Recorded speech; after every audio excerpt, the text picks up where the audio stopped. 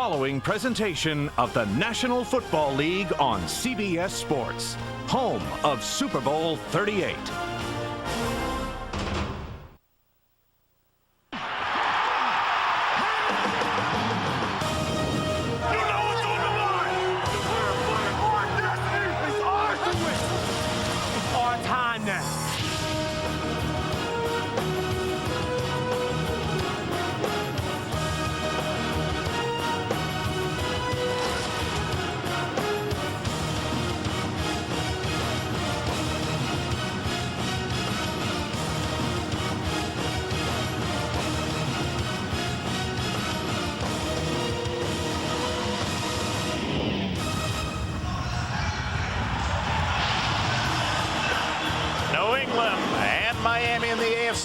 And Bill Belichick's Patriots hit with a veritable epidemic of injuries, yet 4-2, and Miami seeks its 5th consecutive win of the year.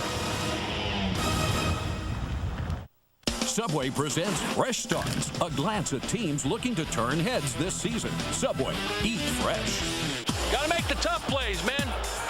Gotta make the tough plays. Mike Holmgren's Seahawks have made plenty of tough plays this season thanks to offensive leaders Matt Hasselbeck and Sean Alexander. Rookie Ken Hamlin is one of many hard hitters on a vastly improved defense. At 4-1, the Seahawks are off to their best start since 1986. I was working in the garage and I smelled smoke. I quickly determined it was a grease fire. I knew grease fires were different from other type blazes, but I wasn't sure the best way how to handle such a conflagration. So I asked myself, what would Jared do? I'd get a Veggie Delight on wheat, or maybe with the honey oat bread. Sorry, what was your question again? The Veggie Delight from Subway. Eat fresh.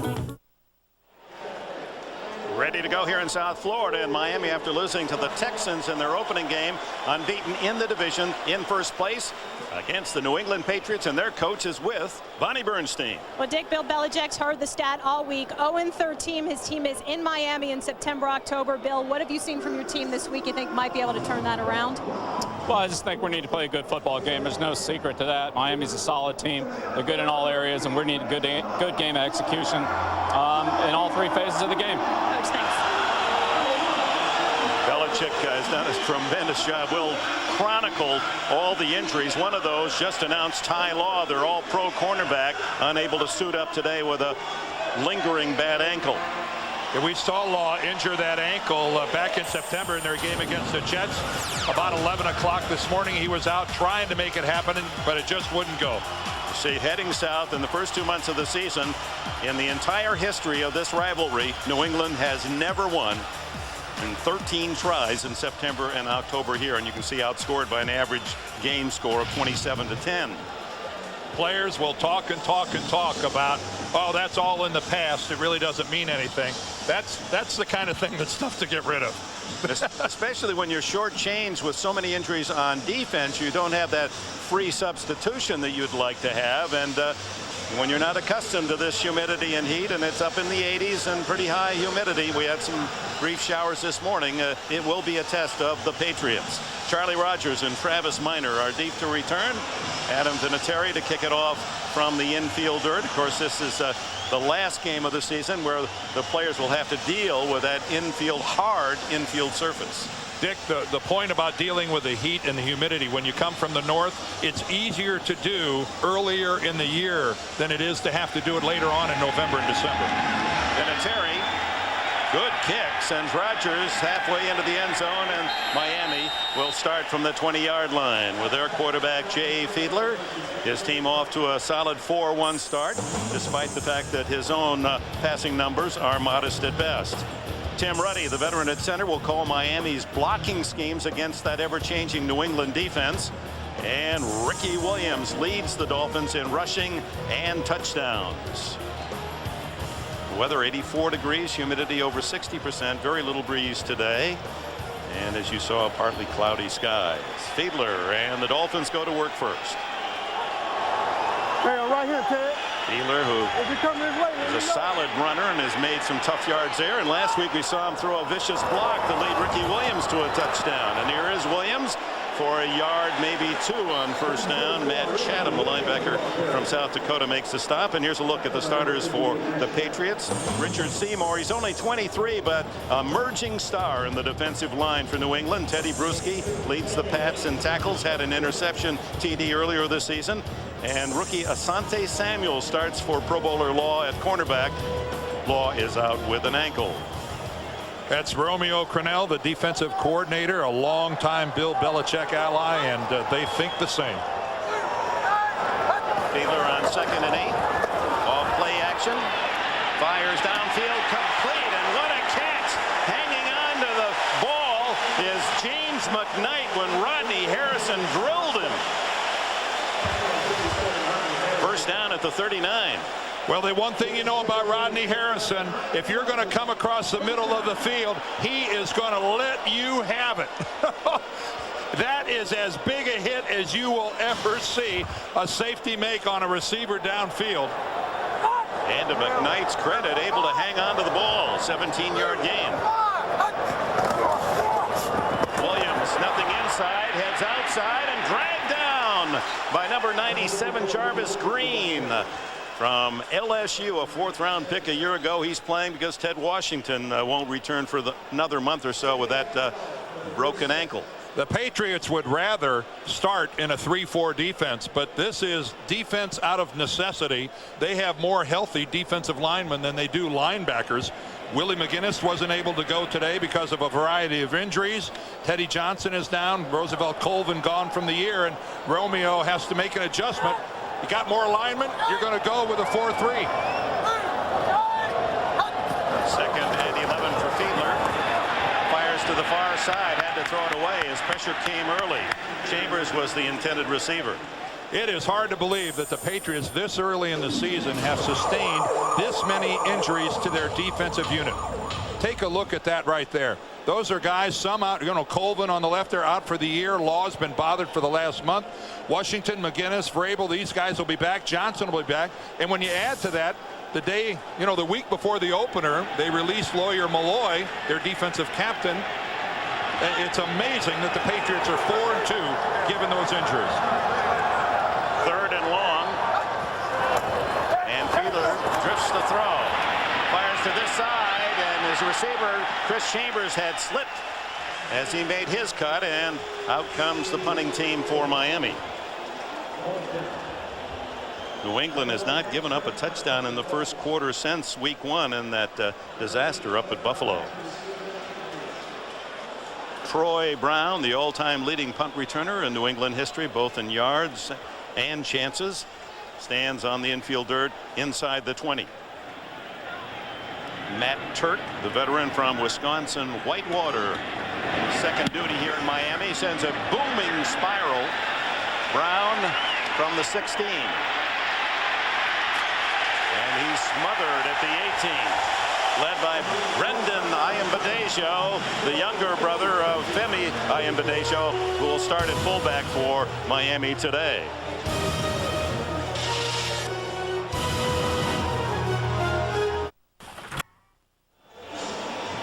Miami's first possession, 1 first down on the pass. Darius Thompson it was who took that big hit, held on. Man's only had 7 catches all year, said he wants the ball more. I'm not sure he had that in mind. Tom Brady starts from his own 18. Lots of time underneath. It's complete to Kevin Falk, and Falk across the 25 to the 26, pickup of 8 yards. Tom Brady 24-12 as the New England starting quarterback. His passing numbers down from a year ago. Damian Woody again moves to left guard, replacing the injured Mike Compton.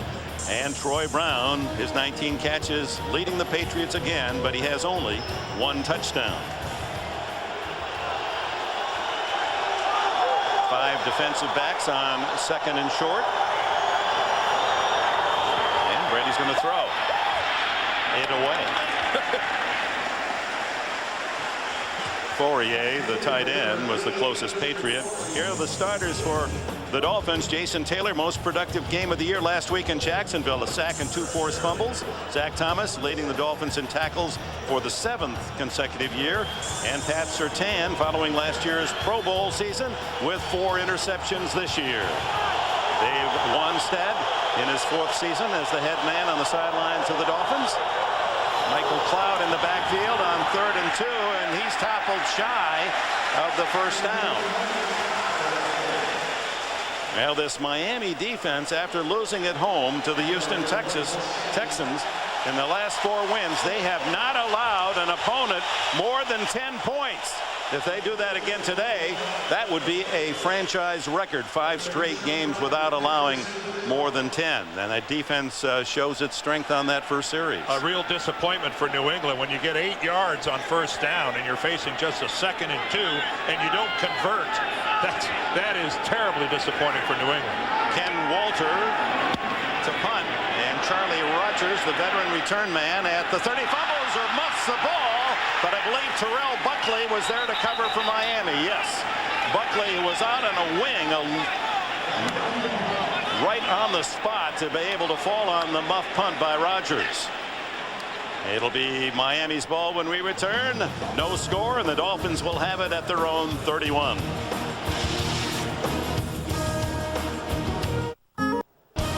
NFL on CBS is sponsored by Southwest Airlines. Friendly nonstop service all across the country. Southwest Airlines, a symbol of freedom. Staples, that was easy. And by Saturn, makers of the highly adaptable View, stylish midsize L300, and the fun-to-drive Ion. How close New England came to recovering this ball. The muff goes right through Rogers' head. Oh, there it is. Look at that. And I don't know how that is. For some reason, Akins just couldn't even. It's like his arms they wouldn't work. He was willing them to reach out to the football. And you see both these teams last week, substandard in the yardage. They really got pushed around, but they won the turnover battle and the game. 2 tight end formation for the Dolphins. And they give it to Ricky Williams. Stutter steps, but can't find the hole and has to fight for a couple. Akins, who just missed recovering that muff, in on that tackle. Which of these 2002 division winners has been the biggest disappointment in 2003? Jets, Raiders, Eagles, Steelers, 49ers. Cast your vote at NFL.com. Well, one of them, I don't want to say which one, actually played in a championship game last year and a Super Bowl. It's disappointing when you're 2-4. Yes, it is. Fiedler goes deep. And it's Thompson, and it is intercepted on the carom. Picked off by Eugene Wilson, the rookie from Illinois. His 3rd pick of the year. A flag is down. I think Asante Samuel, the corner, the rookie who's starting out there in place of Ty Law, got his hand on the ball. Darius Thompson was the intended receiver. Seemed that he had it for a moment, and then on the juggle, Samuel able to dart in. Jerry Austin's our referee today. He's going to sort this out. We have an interception on the play, on the tackle, personal foul, grabbing of the face mask, number 83, 15 yards, first down, New England. Eugene Wilson, one of the youngsters, called to duty by Belichick on that defense. Number 22 has the coverage. That's Samuel, and you can see the bumping, and he has just outstanding coverage on Thompson. He doesn't know where the ball is. He never does turn around to the football, but he gets a hand on it. There's a little luck involved there when you don't even know where the football is, and yet you're still able as a corner to get a hand on it. First down is Kevin Falk across the 45 to the 46 after the 15-yard penalty for the face mask. Wilson, he's in there as when Lawyer Malloy was sent to Buffalo, he was in. And Asante Samuel makes his presence felt very early in this game. Well, Samuel, Wilson, and Warren are obviously rookies, but they're starting as well. Dan Klecko will figure into the rotation. But when's the last time you saw a defensive unit starting 3 rookies in a game? 2nd and 6. Underneath, complete to Falk. Across the 50 and to the Miami 46, and the Patriots have their initial first down of the game. Sammy Knight, unrestricted free agent pickup from New Orleans after 6 years with the Saints, and Dave Wannstedt high in praise of Knight. He said he's taken a lot of running plays that last year might have been 5- and 6-yard gains and reduced them to 2 with his quick reaction. Well, he has been a guy that hasn't received a lot of publicity, but you're right, Dave Wannstedt very quick to say he's been a difference maker for us. Empty backfield on first down, just shy of the 45. Now Falk, the running back, in motion, and then a draw play, and that didn't fool the Dolphins a bit. Junior Seau and his partner at linebacker Zach Thomas were all over it. Well, I think Falk, it took so long for him to get back into the backfield. I think everybody outside of Broward County saw him coming. And certainly you're not going to run one of those past guys like Zach Thomas and Junior Seau. Loss of a yard. Over 70,000 here at Pro Players Stadium. In the bright sunshine. Patriots in Dolphin territory, and it's another draw and another very little, and then Falk able to wiggle free for a couple 3 yards down to the 43-yard line. Knight again along with Thomas in on the tackle. Antoine Smith is not active today. Larry Centers has been released, the veteran fullback and receiver who is the all-time running back in NFL history in terms of number of pass catches, has been released, and Falk held to the sideline, so they're down to Michael Cloud as the running back. McCrary at the moment, the fullback, is the lone setback.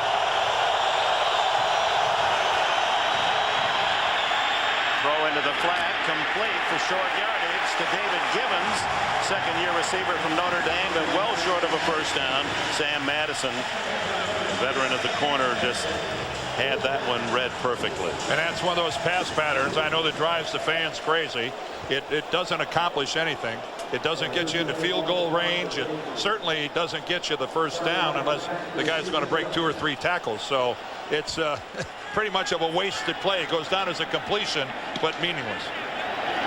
So out of field goal range, Walder will hit a high dying kick that Rodgers fair catches, lets go, and it takes a Miami bounce out to about the 13-yard line. And with it, a timeout. First quarter, 6:55 left, no score. After 60 minutes on CBS. Junior Seau, the equipment change, you can see the humidity and heat here, how heavily he's perspiring. And here comes Ricky Williams, and he'll make a defense sweat as he goes out to the 30-yard line and a first down. You meet Ricky Williams, you talk to him, you pass him in a hallway, you look at his physical build. None of it would lead you to believe that he could have a burst like this and such speed to the outside. Very patient. He lets his line set up the blocks. But Ricky Williams, look at the juke to the inside, and then it really was a fine play by Asante Samuel, not allowing Williams to get around to the outside. Darius Thompson had a good block at the point of attack as a receiver, but Williams so deceiving with his speed. 18 yards. Now the throw underneath is complete to Chambers, and he has what appears to be another first down, and then fumbles the ball. Rodney Harrison picks it up for the Patriots, and he's tackled at the 25-yard line. Chambers trying to get another extra yard, and Chris Akins came over and hit him, and there was a little bit of theft out there in broad daylight. Chambers arguing that forward progress should have brought a whistle. This is nothing but a great effort by Chris Chambers.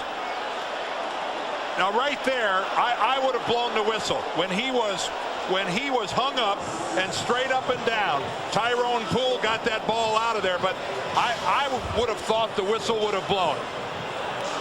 Let's see if we Dave Wannstedt's so upset. There comes a point in time where you try to protect the guy, and right there, I would have thought a whistle would have blown, but it didn't. And Rodney Harrison, who has been playing terrific football for Bill Belichick and through very high praise from his coach, takes it downfield. Incomplete at the 20-yard line for Troy Brown. Moreland Greenwood there to cover for the Dolphins. As a player, Dick, you're conditioned. You play until you hear the whistle blow. And right there, I think it's a case where Chambers expected the whistle and didn't get it.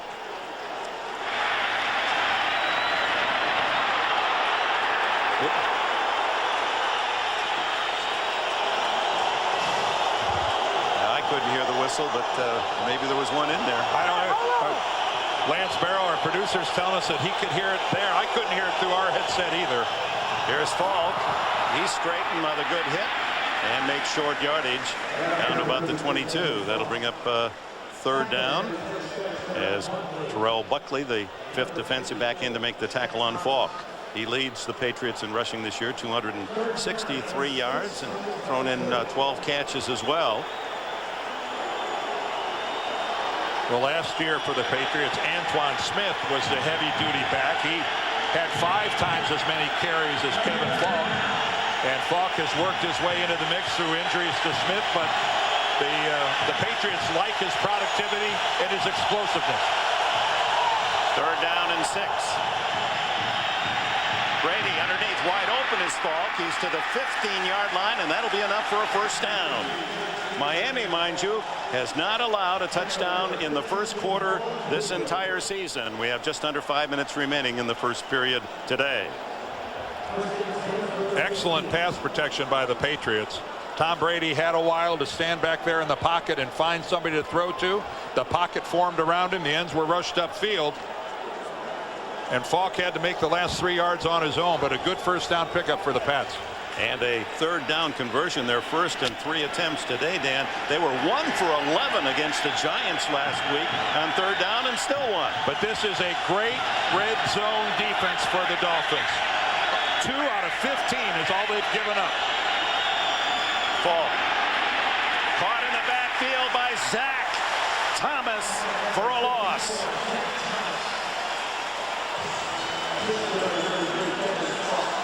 He scrapes outside. Zach Thomas completely untouched. Watch him come right upfield.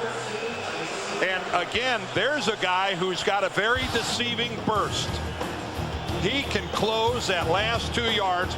He's not a real athletic-looking guy, in an understatement, but he has got a 2-yard burst to the tackle that is really exceptional. And a tremendous linebacker mentality. Brady dumps it off, complete to Troy Brown, looking for a block, is able to elude one tackler, and he's down inside the 10-yard line. Good effort by Brown, the veteran receiver, who is moving up the list of all-time Patriot pass catchers. Started the year with 418. And Dick, this is what the Dolphins know is coming. An isolation on Zach Thomas with Troy Brown. They spread the field, send everybody in different directions, and leave it where Zach Thomas has to try to tackle a wide receiver. And that is a way to finish it off as Brock Marion buries Troy Brown. 3rd and 5 from the 10. 6 defensive backs, empty backfield. Brady, quarterback draw, doesn't get there. He needed 5, picked up about 3.5. And Wale Ogunleye, who has been playing great at defensive end for the Dolphins, makes the tackle. That's quarterback draw all the way, and Ogunleye just gets in there. He reads it perfectly. A lot of times you'd think a good pass rusher like Wally was just going to burst upfield, but he honored his responsibility. He took his 1 step, fell back inside, and kept the Patriots from getting a first down. So on comes the place kicker Adam Vinatieri to try a 30-yard field goal, as once again the Dolphins have denied the touchdown in the red zone. And Vinatieri make that 25 yards on the field goal, and Bill Belichick's Patriots take advantage of the fumble recovery by Harrison to take the early lead. The NFL on CBS is sponsored by T-Mobile. Get more minutes, more features, more service. And by Cadillac. Bold vehicles defying convention. Miami's world-famous eatery, Joe's Stone Crab, and these stunning views of Miami. And Pro Players Stadium, courtesy of the Saturn Lightship. The entire Saturn Lightship team hopes you're enjoying CBS's coverage of the NFL. Vinatieri, a 25-yard field goal to open the scoring with 2:24 remaining in the first period, and he'll kick it off to Charlie Rogers. Rogers, a 90-yard touchdown last year with Buffalo on a kickoff return. And he's got a little daylight, breaks into the clear for a moment, and then tackled from the side at the 36-yard line. Good field position for the Dolphins. They trail 3-0 here in South Florida.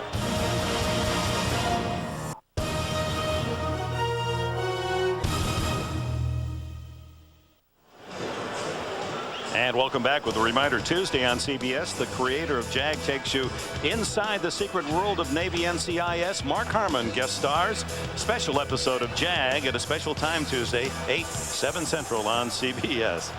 Look at that. It's tough to get a World Series ticket Tuesday, Wednesday, Thursday night. It'll be the Marlins and Yankees here. Good luck with that one.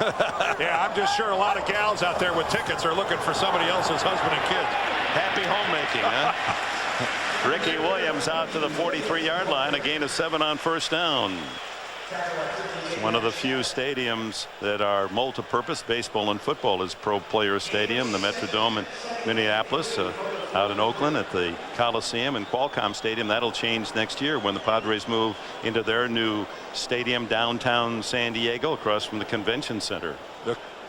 There's the baseball field. The cookie cutter stadiums of the 60s have pretty much all been replaced. Philadelphia, St. Louis, Atlanta, Cincinnati, Pittsburgh.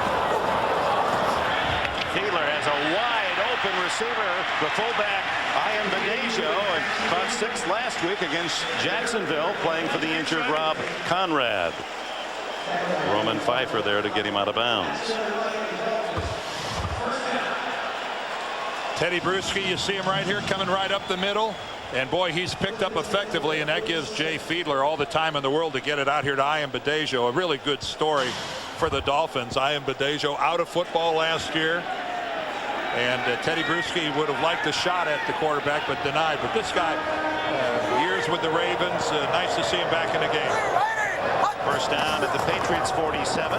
Williams, nothing to the right, and then he is corralled by Richard Seymour. Here is a young star, Richard Seymour from Georgia, the defensive end. Bonnie? Well, Dick, the Patriots have not allowed a 100-yard runner this year. Music to Ricky Williams' ears. But the thing Bill Belichick really harped on with his defense, he said, always assume you are at the point of attack. He might start at one end of the field, wind up on the other end, kind of like that busted play. He went 14 yards for a score last week against Jacksonville. He said to his players, just when you think you're out of the play, you might find yourself back in it. Well, that was a good look at it right there, because Seymour stayed home and Williams came right to him. Travis Minor is in now for Ricky Williams as Fiedler on 2nd and 10. Staggers, gets out of trouble.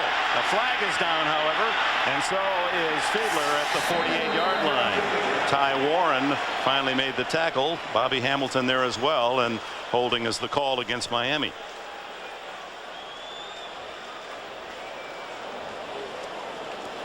Holding, 61 offense, penalty is declined. 3rd down. Center Tim Ruddy guilty of the foul. Dave Wannstedt just crazy over the number of penalties this Dolphins team is incurring. They only had 11 of them last week for 149 yards, multiple holding calls, 3 interference calls. They had a roughing the punter call. Twice they had 1st and 30. I'm surprised Dave hasn't plucked himself bald. Final seconds of the first quarter if they get it off, and apparently will not. That is the end of the first period. It ends with Fiedler and the Dolphins looking at 3rd and a dozen. It's the New England Patriots 3, the Miami Dolphins nothing. We'll return to Pro Player Stadium after these messages. You're watching the NFL on CBS.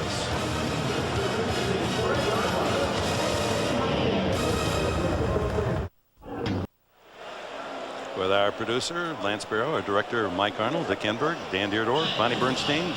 Happy you joined us here in South Florida, where the Patriots lead the Dolphins 3-0. We open the second quarter with the ball at the New England 49. Miami on 3rd down and a dozen.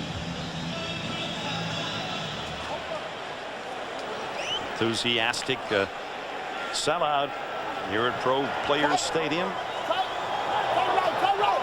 Officially, it's 3rd and 11, a long 11.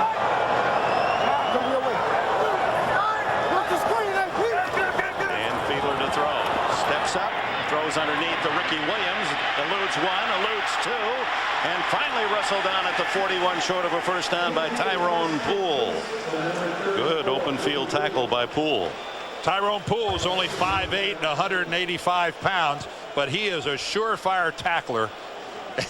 And again, look at Ricky Williams, his ability to make people miss. It's so deceiving that a big man like that, but again, Tyrone Poole chooses to take him on high and makes the tackle. That's not easily done. Matt Turk, a 3-time Pro Bowler with the Redskins earlier in his career, sends a beautiful spiral that Troy Brown's going to let bounce, and the Dolphins will cover it about the 7-yard line as Brendan Ayanbadejo, two Ayanbadejos in Dolphin uniform, covers it for Miami. Not very undercover with Friday on the side of his car. You can spot him. And on first down, Kevin Falk off the left side and makes it out to the 11-yard line. Larry Chester and Jason Taylor collaborate on the tackle. It'll be 2nd down and 6. Well, this is a typical Miami New England game, played very close to the vest. Field position all important. This drive would be a success if it was just measured not in points, but just a couple of first downs to kind of get the ball on the other side of the 50. Toss to Falk. And he is straightened up and dropped by Moreland Greenwood with Sammy Knight there, secondary support.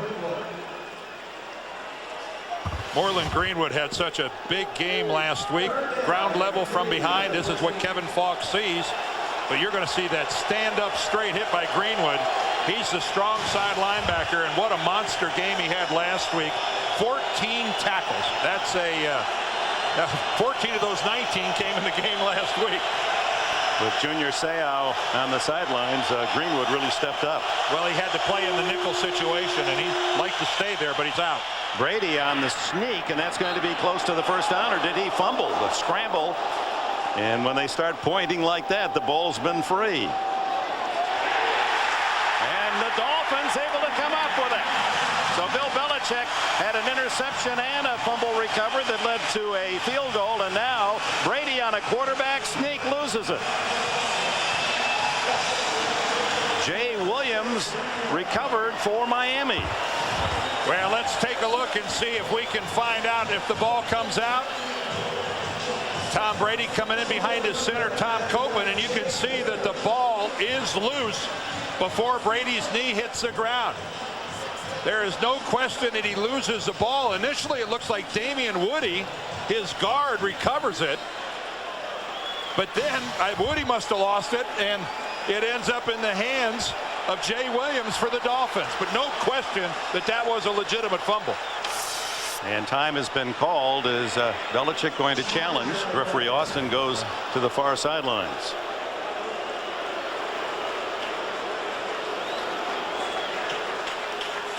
New England is challenging the call on the play of a fumble.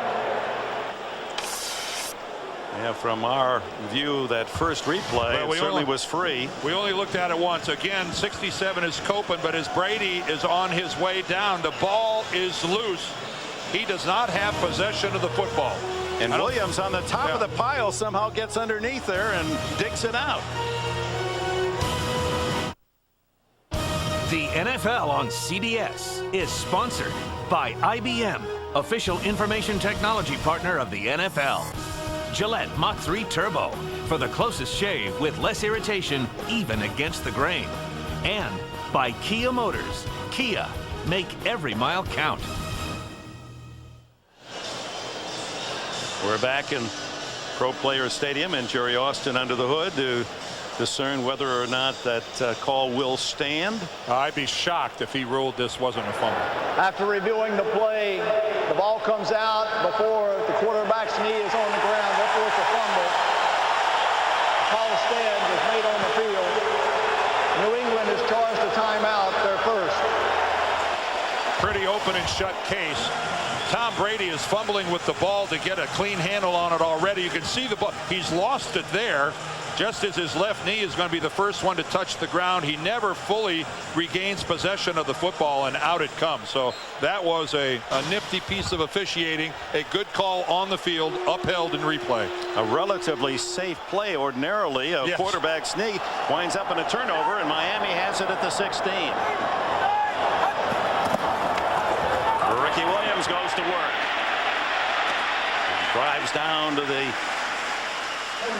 10-yard line, and a good pickup again on first down for Williams, who has carried the ball more this season than any back in the NFL. He has carried 134 times in the first 5 games. What a treat it has to be for an offensive line to block for a guy like Ricky Williams, and what a luxury for an offensive coordinator like Norv Turner to have a hammer like that to use in this situation. Now we mentioned how tough the defense of Miami is in the red zone. The offense is just as good for Miami in the red zone. They've 9 touchdowns and 12 chances. And Fiedler trying to add to it. Complete underneath to Randy McMichael, the tight end, and Harrison came up with a hit. It'll be close to a first down. It is a first down. And goal. He makes the catch right about on the 5-yard line. He's pretty much straddling it when he makes the catch. Well, here, a team, you're in a power situation at the 5-yard line. You have a first down, and again, to have a Ricky Williams in the backfield and a quarterback who's a very able runner in Jay Fiedler. Lots of options for Miami offensively. Williams up the middle. And a yard for Ricky Williams as he's covered by Roman Pfeiffer and company. You think Ricky Williams likes playing against the AFC East? His brethren over there averaging 137 yards a game since 2002. Not quite the success against everybody else. He just wears you down, and he just never seems to get tired. And Dick, hasn't it been fun over the years watching him blossom personally when you sit down to talk to him? Absolutely, a delight to be with. Cut his weight down to 226 pounds. He played as heavily as 250 at New Orleans.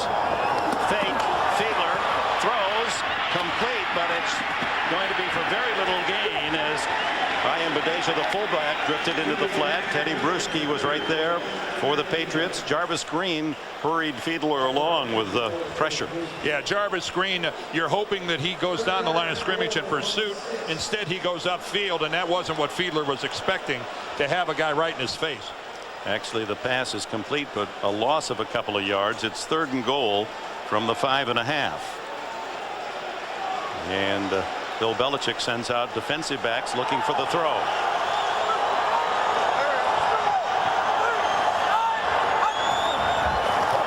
Quick hitter. Complete. Touchdown. Chris Chambers.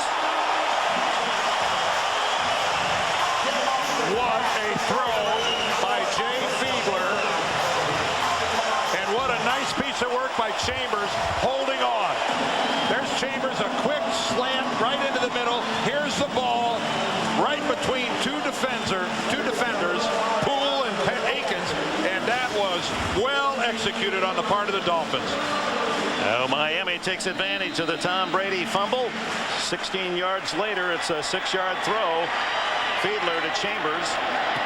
And the extra point added by Olindo Mare. So Chambers, the wide receiver from Wisconsin, has his 4th touchdown of the season.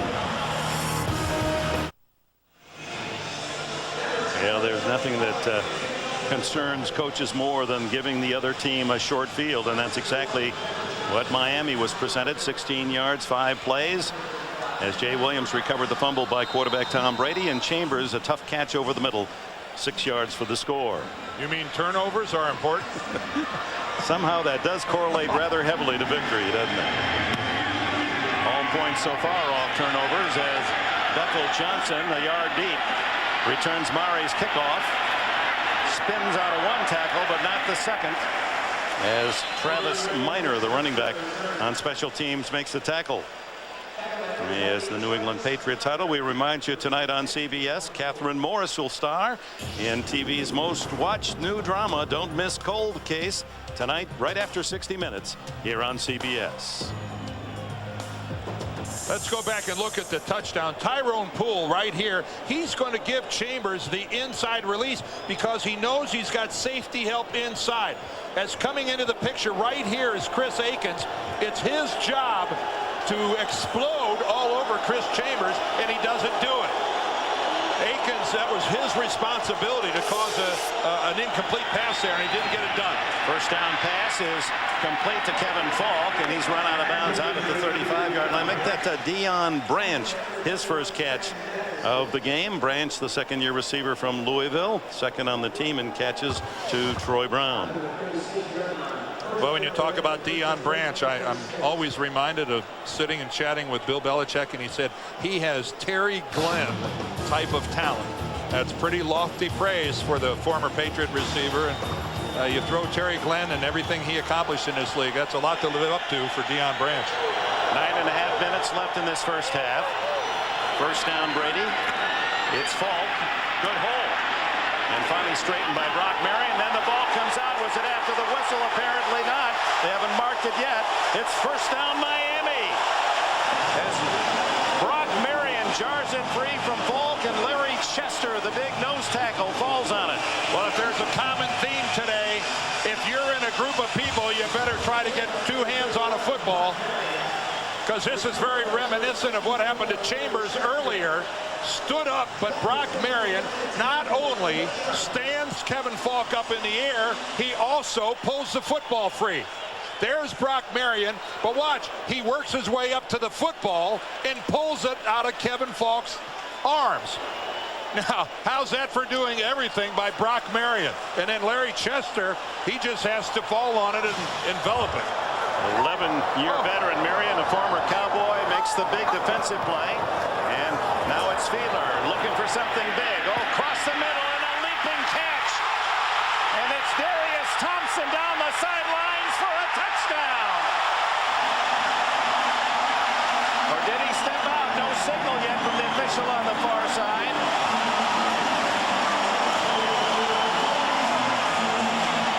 Darius Thompson has complained about getting his share of catches. What a terrific spear of this ball. But what's the huddle all about? I think down by contact. Tyrone Poole had the coverage.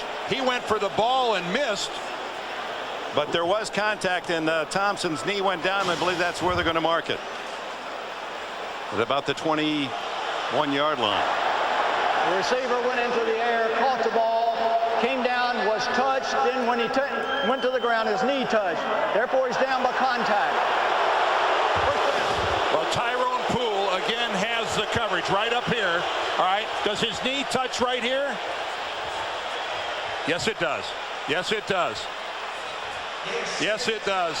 His left knee right there touches the ground. There was contact from Tyrone Poole, minimal contact, but enough. That is the correct ruling of being down by contact. So instead of a touchdown for Darius Thompson, it's a first down at the 23, gain of 17 on the play. There should have been whistles blowing all over the field. We certainly didn't hear them. Fiedler hands off to Williams, and he plows to the 20-yard line. Jarvis Green and others in on the stop. I'm back to that play by Brock Marion. How outstanding was that, to watch a guy not only make a textbook tackle like that, stand the guy straight up, but then slide his hands up while he's got the guy stood up to the football and then rip it out. This is just an extraordinary piece of work by Brock Marion. Look at the tackle, and then his hands come up, goes right to the football, and he rips it out. Boy, you just don't see that very often. That's exceptional.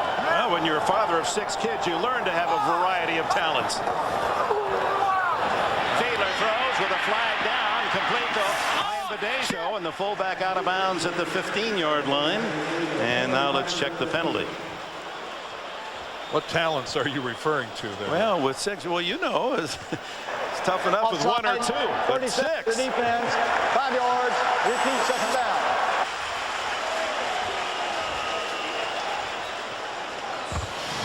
They'll mark off 5 against the Patriots down to the 15-yard line.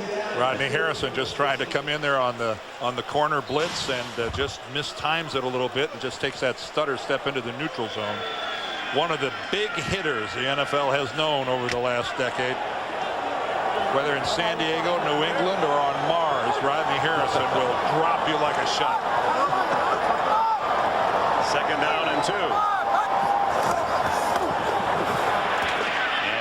Appears to have the first down as he goes straight up the middle. Yeah, even Rodney Harrison knocking down his own teammates in the training period. He said, hey, my mom likes me. That's all that matters. I'm not trying to be the most popular player on any team. Overhead views of today's game provided by the Saturn Lightship. The team at Saturn Lightship hopes you're enjoying the unique look from high above the South Florida area.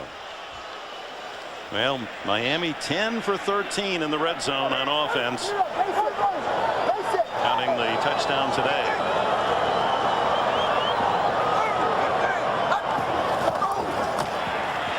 Workhorse Williams to the 5, to the 3. He set that whole thing up by that little shoulder fake to the outside. He's got excellent blocking to this side of the line. Look at that. He's going to get it. Chambers is coming down to the inside. He gets it from Smith and Nails. But this little fake to the outside right there, he sells it and then comes back to the inside. And this guy, what a feel for running the football. And it's just such a luxury to see that kind of speed and power in the same package. Add another 9 yards to the total. He has 51 yards in this first half, and caught in the backfield is Ian Badejo as they tried to fake to Williams going left and then give it up the middle, and Bobby Hamilton wouldn't buy it. The veteran defensive tackle from Southern Mississippi makes the play for a loss at the 5. Wow. Talk about trying to surprise the defense. You're really surprising a defense when you give it to a guy who doesn't carry the football at all. In fact, yes, that was his first carry of the season. Yep, that's not carrying it at all. Good point. 3rd down and 3 from the 5. And the Patriots want timeout. That'll be their 2nd of this first half. We have 5:18 left before the intermission in Miami. On CBS is sponsored by Wrangler, real, comfortable jeans, and by Wendy's new homestyle chicken strips. Another reason it's better here. Miami Dolphins leading 7-3, trying to take advantage of a second fumble. This one by Kevin Falk out at the 40-yard line. It's 3rd down and 3 at the 5-yard line. Well, the last time they were in this spot, remember they threw that quick slant to Chris Chambers, and Jay Fiedler collected a touchdown pass. I don't wonder if they'll have the gumption to go to the air again. Ball in almost exactly the same spot. Now they can get a first down without a touchdown. Fiedler, long count. The quick throw toward the end zone. Is it good? No signal yet, and it's incomplete. Eugene Wilson up to deny Darius Thompson, who I think went high in the corner. I think if Thompson holds on to this football when he hits the ground, they were going to give him a touchdown and say that he was forced out. But when he hits the ground, when the ball's going to come loose, because the official right there, he was following him all the way to see if he held on to the football. You see, he's still looking at him. I think it would have been an incorrect call because it looked like he was going to come down out of bounds anyway. 23-yard chip shot for Olindo Mare. Little satisfaction to Dave Wanstead and the Dolphins. They were looking for 7. So it remains 10-3 Miami.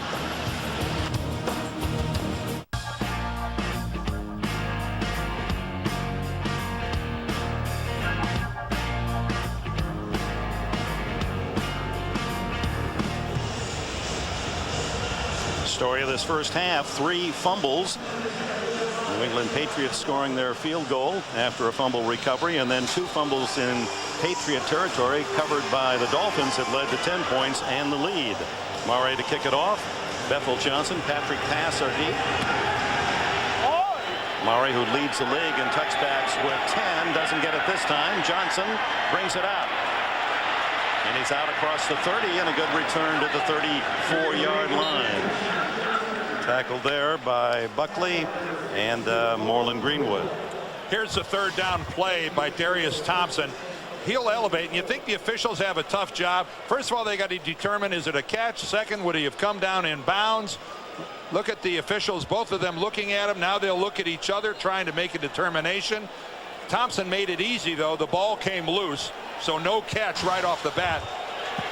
And there was no way, even if he'd have held onto the football, would he have been anywhere close to coming down in bounds.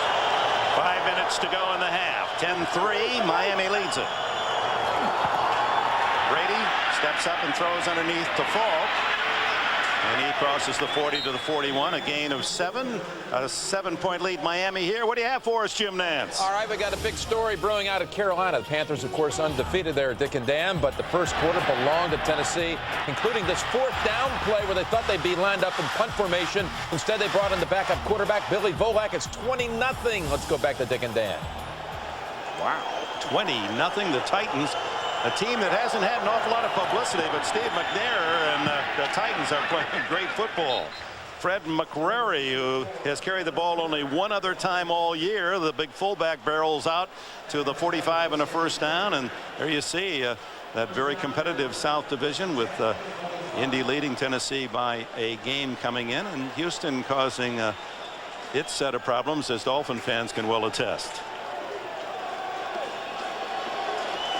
4 minutes remaining in the half here. 10-3 Miami, and a first down Patriots at their 45. Falk back in at tailback. Fake to him.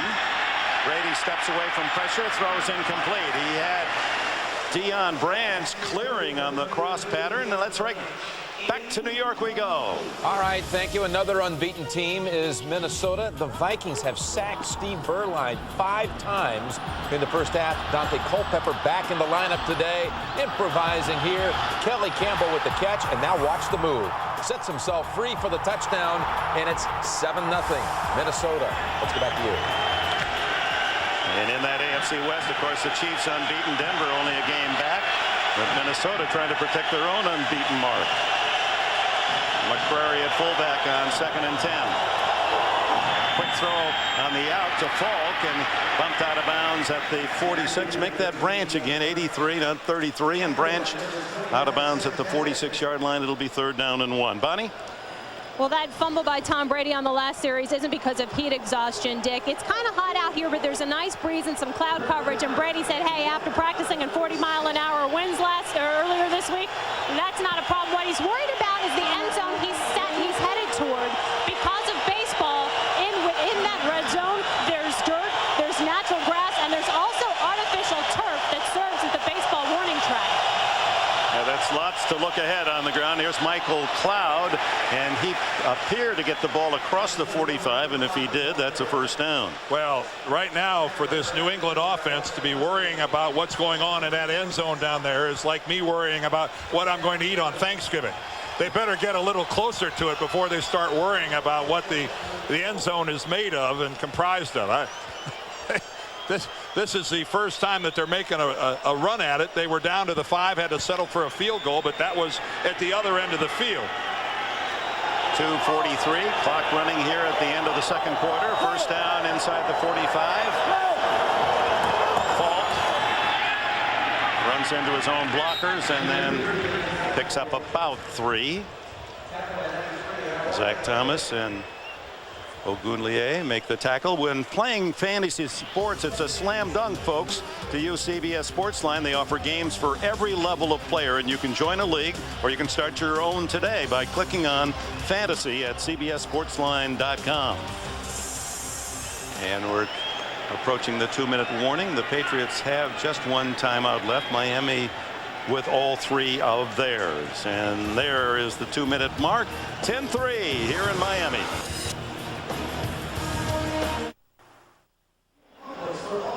And don't run off at halftime. The next halftime report coming up with Team Nance and company with all the early scores and highlights.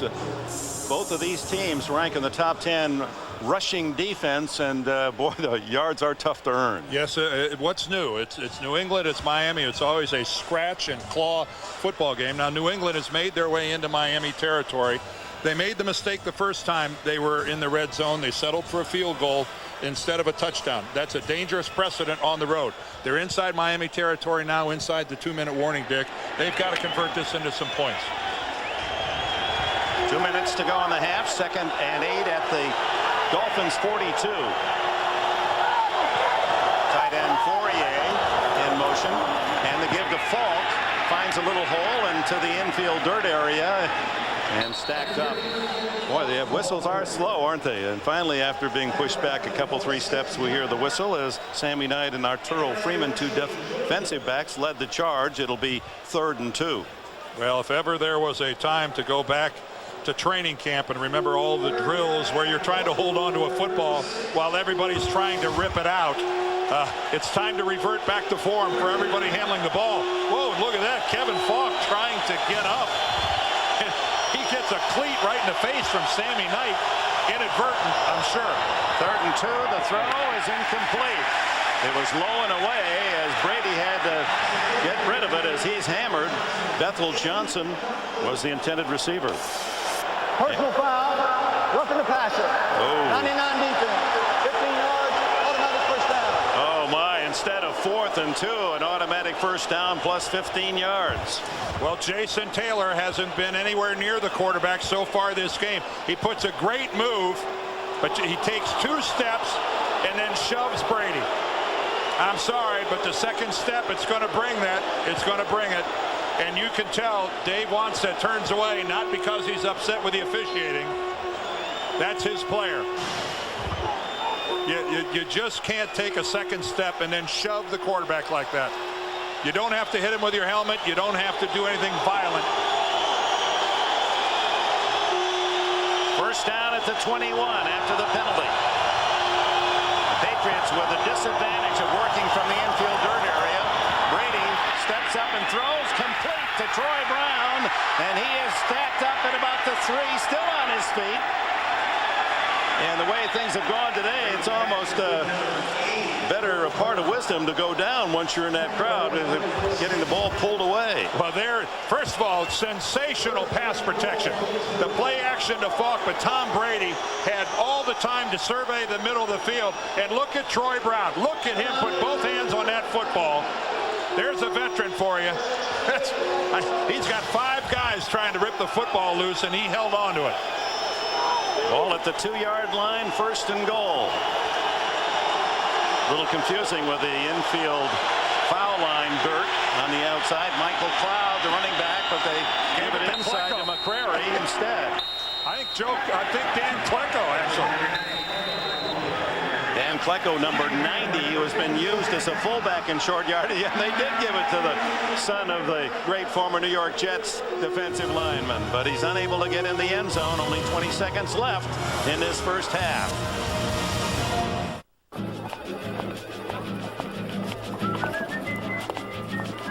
Your boss expects a report in 1 hour, but it's a gorgeous 74 degrees outside. So you handle it like a true professional. With a laptop powered by Centrino, Intel's mobile technology, you can work wirelessly in thousands of places, even Bryant Park, under your favorite tree.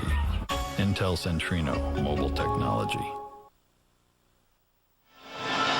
It's 10-3 Miami, but the Patriots only a couple of yards away from trying to tie it up before halftime against a defense that has allowed only 4 touchdowns all season long. Dan Klecko is lined up at fullback. Mike Cloud, the tailback. Brady into the end zone. Touchdown to the tight end, Christian Fourier. A flag is down in the end zone.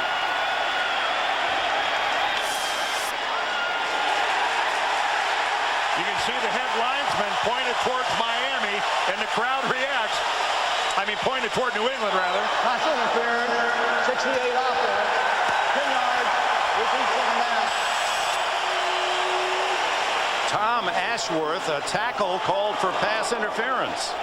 Well, he's lined up at an eligible position. And Ashworth, as he's going downfield, actually runs in. And it almost looked like a pick.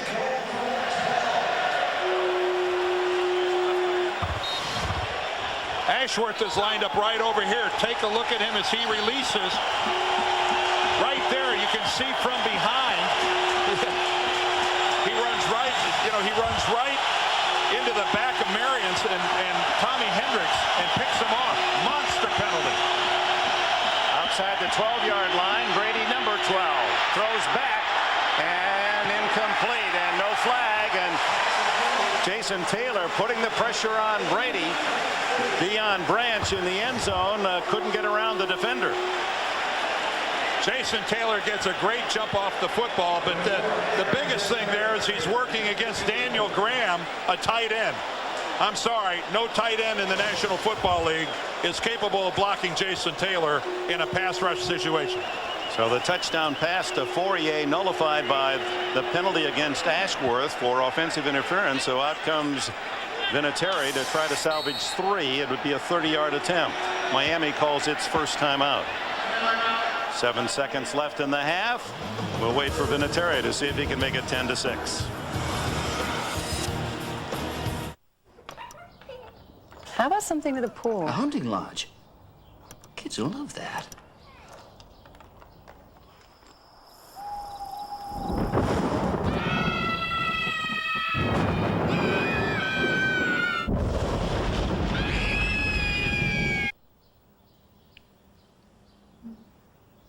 How about something with a pool? Lots of photos. Another way Expedia helps you find the hotel that's right for you. Expedia.com. And welcome back to Pro Players Stadium. The guys back in New York are set to give you all the top scores and highlights of the early games on our Nextel halftime report. So stay tuned. That's to follow the final seconds here of this first half as Vinatieri has it lined up. A 30-yard attempt. Dick, it's the age-old story, though. When you get inside the 10-yard line and you settle for field goals instead of touchdowns, more often than not, it comes back to haunt you at the end of the game. And the offensive interference call against Ashworth, costing New England the touchdown that would have tied it. Vinatieri knocks it through. There's Ashworth. Tackle called into play because of the injury to Adrian Clem that's cost Clem his season. And again, this dirt is still here because of the Marlins being in the World Series. And a good job of spotting the ball, and everybody from the kickers to the defensive linemen agree that you've got to have a whole different mindset trying to get good footing on the dirt. So 2 seconds. So it figures that Vinatieri will just scuff his kickoff. It gives us a chance to remind you there's our all-star lineup Monday nights. It includes the Emmy Award-winning Everybody Loves Raymond, CSI Miami. Sharon Stone's going to be with David Letterman on the Late Show tomorrow night, all here on CBS, America's most watched network. Oh, substantial drive, the best of the game by either team, as Tom Brady took his team all the way down to the 2-yard line but couldn't knock it in the end zone for the touchdown. Saturday, college football, Home Depot SEC on CBS with the Tennessee Vols and the Alabama Crimson Tide. It all begins with Tim Brando and Spencer Tillman on Olympus College Football today. Next Saturday, Tennessee, Alabama here on CBS. Rodgers is deep, but it doesn't figure he's going to get the ball. Can you say knuckleball, fungo ball, whatever you call it? There it is. Round ball right up the middle of the infield. And finally covered by the Dolphins, and that'll do it for the first half. Donald Lee, the backup tight end, there to cover. That looked like my kickoff return. Looked like your kickoff. You put it on the air a couple of weeks ago. 0 yards. That's how you get a 0-yard kickoff return. Oh, those great memories. They just come flushing out. See, it wasn't Jay Williams' fault. It just he covered the ball. That's all there was to it. So at the half, it's Miami 10 and New England 6 in a defensive battle the first 30 minutes here in hot and humid South Florida. Let's go down to Bonnie. Your defense has had such a big impact, Dave Wanstead. How about creating opportunities for the offense? Well, you know, we're hanging in there defensively. I mean, we've turned it over, you know, twice, 2 critical times. I think, we'll be fine on offense. We just can't give them anything, you know. I mean, you know, the scores that they have obviously came off of turnovers. The touchdown right there comes off of a questionable late hit on Brady. Great. Thanks, Coach. And thank you, Bonnie. So there it is, 10-6 at the half. We'll be back with the Nextel halftime report after this message and a word from your local station. You're watching the NFL on CBS.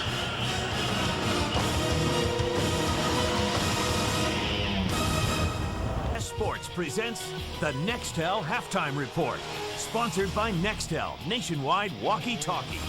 All right, we've got all the latest scores and highlights, including a big first-half performance by Tennessee over there in Carolinas. We welcome you to the Nextel halftime report. Jim Nantz along with Dan, Dion, and Boomer. You're always messing around, man. It's good. Just relax a little bit. Right into it. Pay attention. Dolphins lead it down there in Miami. 10-6, Dan. And the game has really been sloppy so far. Turnovers on both sides, 2 each. Ricky Williams has been running the ball a little bit, 51 yards. If he gets 100, they usually win the game. All right, guys. Unbeaten Minnesota hosting Denver today, and Steve Berline has been tormented all day by that Minnesota defense. Here's the story. Here's the story. Dante Culpepper. Remember this guy, his back was supposed to be injured, scrambling around like he did before he left.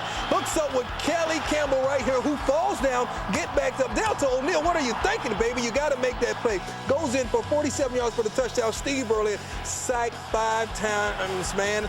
2 interceptions. This is his second one of the day. I don't understand this guy, Boomer. He really can't perform up under this pressure, but Clint Portis, who has over 75 yards rushing, follows the big offensive tackle and punches it in. And then Denver still has a chance. Culpepper right here. You're not going to believe this. Who do you think he's looking for? But watch what he does on the back end of it. This just seconds ago. Extra point still to come. Moss, laterals. It's being reviewed right there. Mo Williams, he laterals it too. I hope that play makes it. That guy, Randy Moss, thinking clearly, baby. That was good. That's a great How play. about that? Boomer's best friend.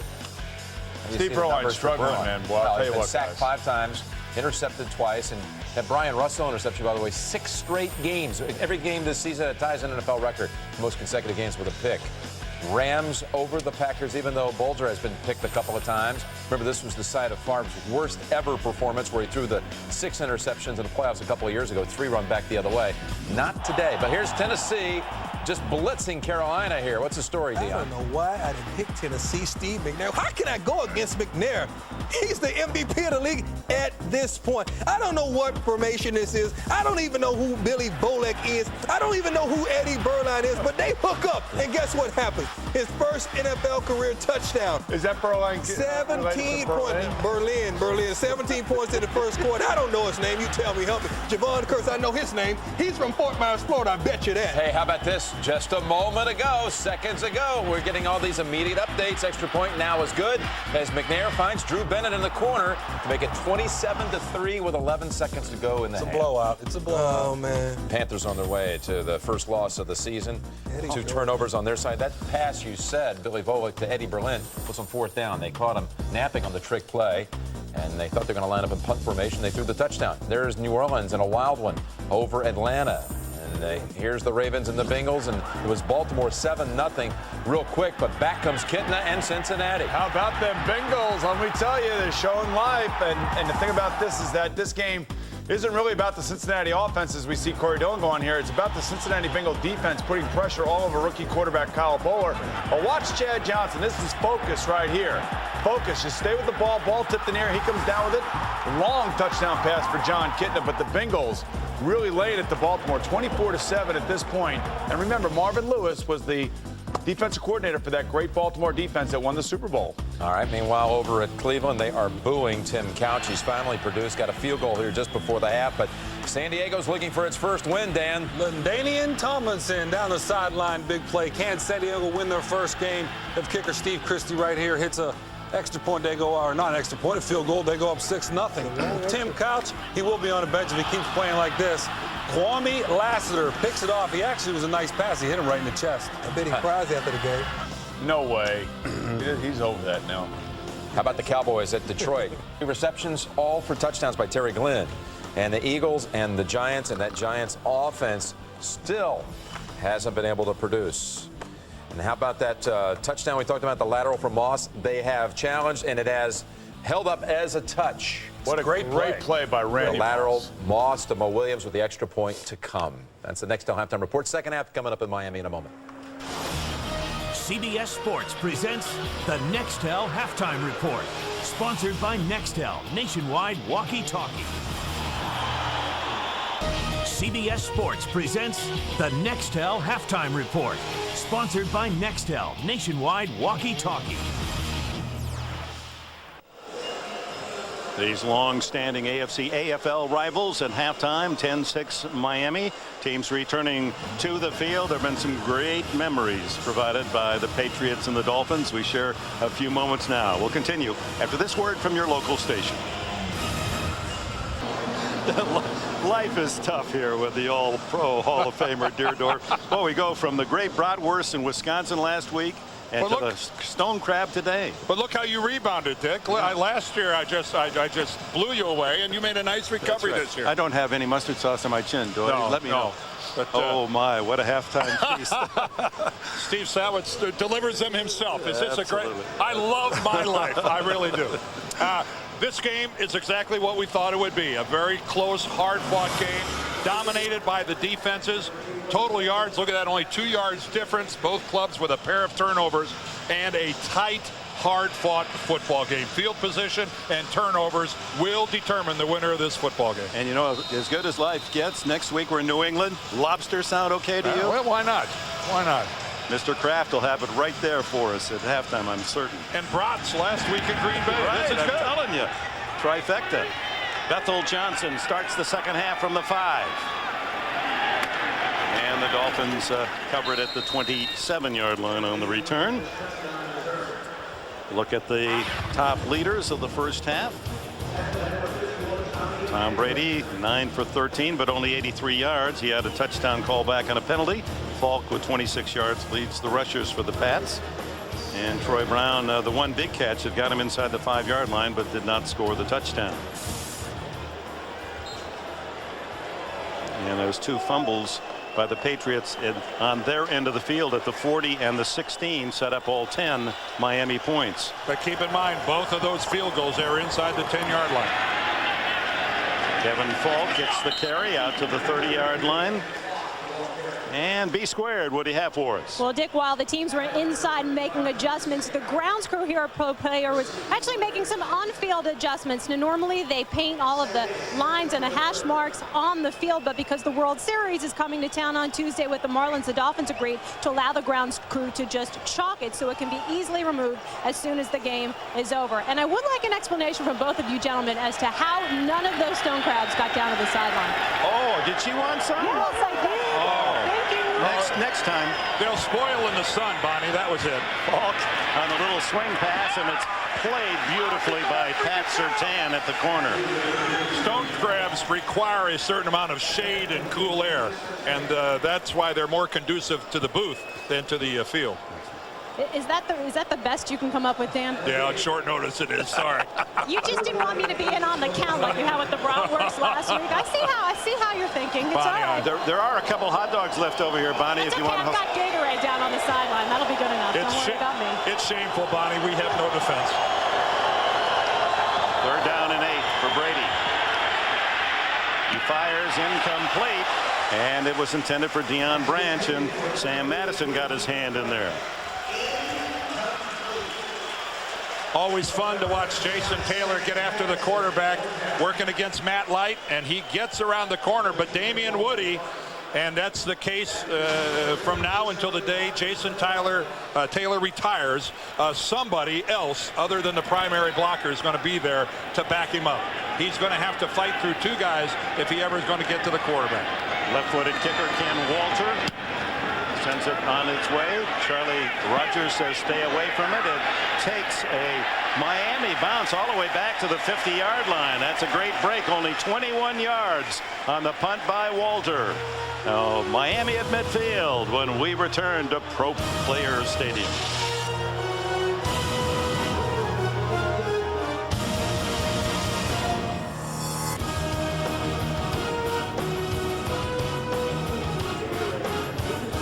Flag has been thrown.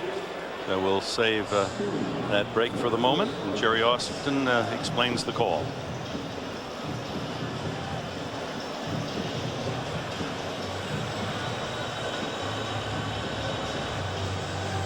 There's no foul on the play. There's pushing and shoving. That is not a foul. Timeout. Now there's a good explanation. I'm glad to hear that.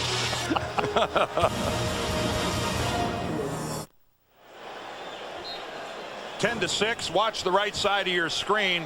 This is the action right there that precipitated all this pushing and shoving, according to Jerry Austin. Corey Jenkins pushes Larry Izzo. Then they start going back and forth. A flag was thrown, but Austin wisely told the official to pick it up. You need a punch to get a flag. Fiedler throws, and it is caught by Randy McMichael, the tight end, inside the 30-yard line as he beat linebacker Roman Pfeiffer. And that's what everybody in South Florida would like to see out of this Miami passing game, is a little more vertical. Excellent pass protection. And, folks, that is a fine throw by Jay Fiedler. That is absolutely perfect, putting it the only place that he can catch it and no place where a defender can make a play on it. A superb throw and catch by the Dolphins. 22 yards on the play. Ricky Williams' first carry of the second half, and coming up from the secondary to bump him out of bounds was Eugene Wilson. Well, the offensive leaders for Miami are the cast of characters. You can see a high percentage for Fiedler, although he had the one interception. Ricky Williams banging him off there, nearly 5 yards a carry. And Darius Thompson, who came into the game with only 7 catches rather, has 2 on the game so far. The first one to start that game, where he took one heck of a hit from Rodney Harrison. And almost had a touchdown on another that was nullified. He dropped the ball after being tackled out of the end zone. After a loss of a yard, the long fake by Fiedler, and now he looks to throw back, and he has a man wide open. It's McMichael again. First down inside the 15, and again it was Pfeiffer covering. Well, Roman Pfeiffer, this guy has been a good linebacker. It's his 13th year in the league. But when he's locked up one-on-one in this situation with Randy McMichael, he's not going to be able to stay with McMichael. Pfeiffer runs really well, but McMichael is just a superior runner at the tight end position. That was the play prior with Ricky Williams where he gets stuck out of bounds. But, boy, you're asking a lot of any linebacker in this league to try to one-up with Randy McMichael and run with him stride for stride. 15-yard gain. Ricky Williams forced deeper into his own backfield and now takes the loss outside the 20-yard line. Well, excellent work by New England. The last 2 times Ricky has tried to carry the ball, the one you just saw and now this one. In neither instance did they allow him to turn upfield. They stretched him sideways and ran him out of bounds. That time Matt Chatham, the linebacker, did it. But if you can keep Ricky Williams, his shoulders and his body parallel to the line of scrimmage, ooh, that's where you like to see him. And they allow progress to the 18-yard line, so that'll bring up second down and 14.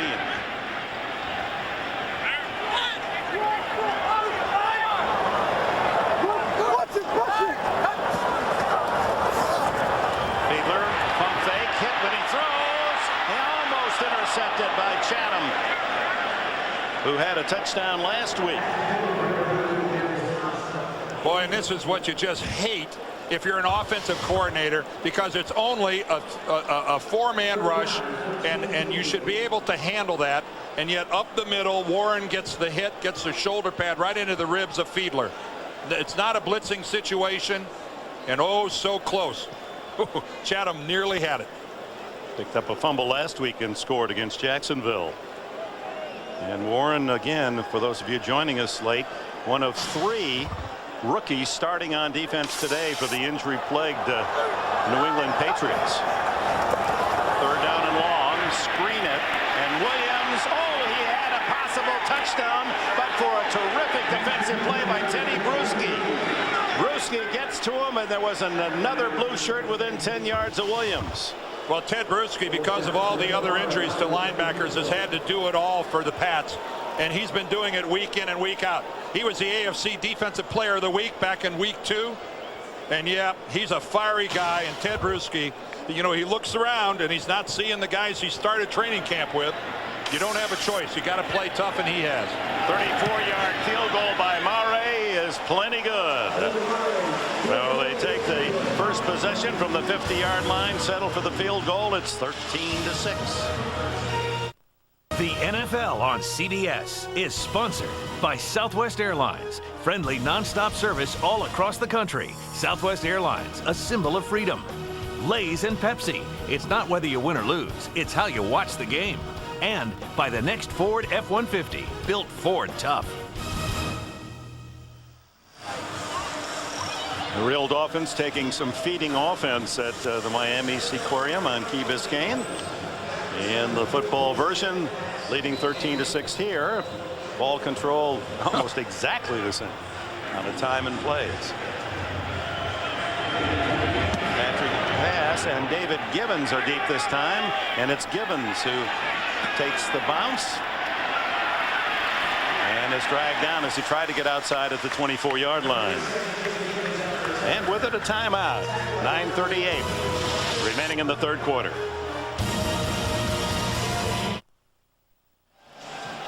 Welcome back, and a reminder, tomorrow night, Late Show with Dave. Sharon Stone will be his guest, and later this week, Denzel Washington, REM, and Stupid Human Tricks, all this week right here on CBS. First down, Brady. Into the flat. And the tackle of Gibbons made across the 30-yard line. And you made the comment, Dan, in our commercial break. One thing about these two teams, they are good tackling football teams. Fundamentally sound. You saw the big hit right there by Pat Surtain. And across the board during the majority of this game, we have seen the guy that was the first guy there, the guy that makes the tackle and puts the guy down. It's vogue in this league now to just put a shoulder into him. These two teams wrap up. 2nd and 3. Kevin Falk runs into his own blockers, and the hole stuffed by Big Larry Chester, the 325-pound nose tackle from Temple, who is so strong he can bench up around 500, deadlift over 600. And someone challenged him once, and he said, "I'll show you." He went outside and picked up the guy's car and moved it. He said, "Is that strong enough for you?" It'd be strong enough for me, yes. I like a man who proves his point. 3rd down and 2. What kind of a car was it? Yeah, like it wasn't the full size, but it was big enough. Quick throw over the middle, caught by Branch. Almost picked off. It was in the air for grabs for a moment. Terrell Buckley defending, and a good job by the second-year receiver Branch. Well, Buckley really jumps this. He makes a choice to jump inside, and he disrupted it enough, but the ball bounced away just enough where Branch could stay with it and make the catch. Terrell Buckley will gamble. Everywhere he's been, he is a human ball magnet. Almost made a big play there. 45 career interceptions for Buckley. Brady throws incomplete. Intended for David Gibbons. Fans wanted a hold on the play, so did Jason Taylor. Taylor draws a double team on almost every play after his Pro Bowl season a year ago, when he recorded 18.5 sacks and 7 forced fumbles. And you see, this is the type of situation. There's Jason Taylor coming in from the far side, and he's not held. He's tackled. That was a tackle and a put down. That's in the category of pushing and shoving, apparently. No penalty. Yeah, it's a shame sometimes what offensive linemen get away with these days. A quick throw to the outside to Troy Brown, and Brown out to the 44-yard line, and a gain of about 6. Tom Brady played his college ball at Michigan just after Brian Griese, who's now on the sidelines with Miami. Take a look at what he accomplished last year in the first half dozen games of the season, to the left and into the right. And you go to the touchdown category right here. 14 versus 6. It has not come as easily for the New England passing game this year. Well, part of that is he's lost 2 of his starting offensive linemen as he goes straight ahead for what appears to be and is a first down. Brady, who fumbled the ball on a sneak in the first half, and it cost the Patriots the ball at the 16-yard line and led to the only touchdown of the game. Well, you got a short yardage situation, and Tom's just coming up there, and that is probably not even a call to play. He probably just at the line decides to run it. He'll make a decision where the middle linebacker, if he's too far off the ball, Charlie Weiss, the offensive coordinator, they work it out ahead of time. Just take it and go. First down at the 49. Brady complete to the tight end Fourier into Miami territory at about the 44-yard line. Pat Surtain on the coverage.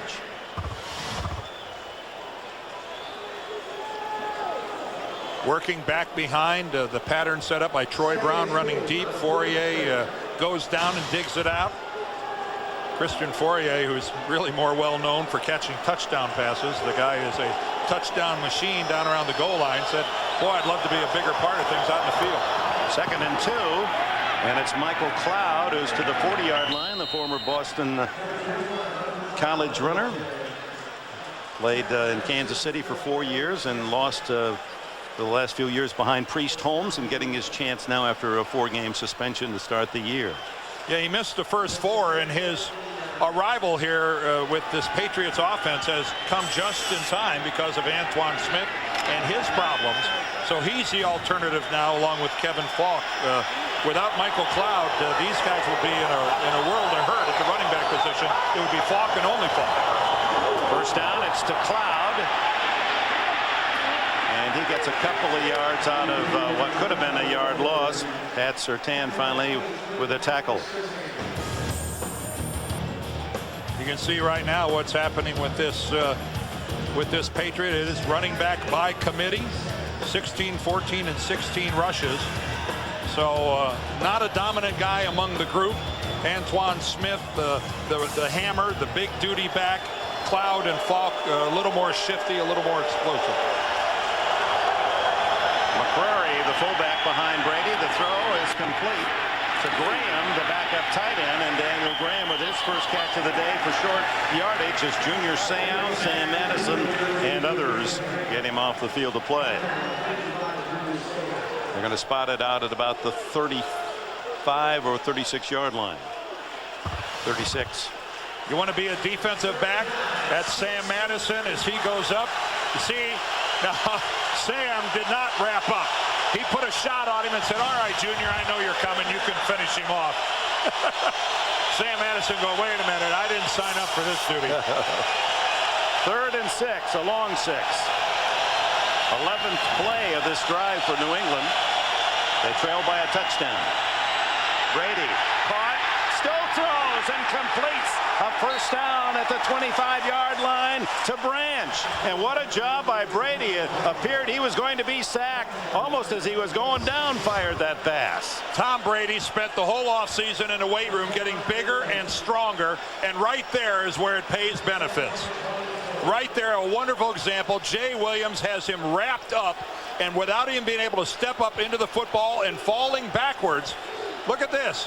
Going down backwards, he's able to put enough on it to get it to Deion Branch. I mean, Jay Williams is in the process. He got him halfway to the ground.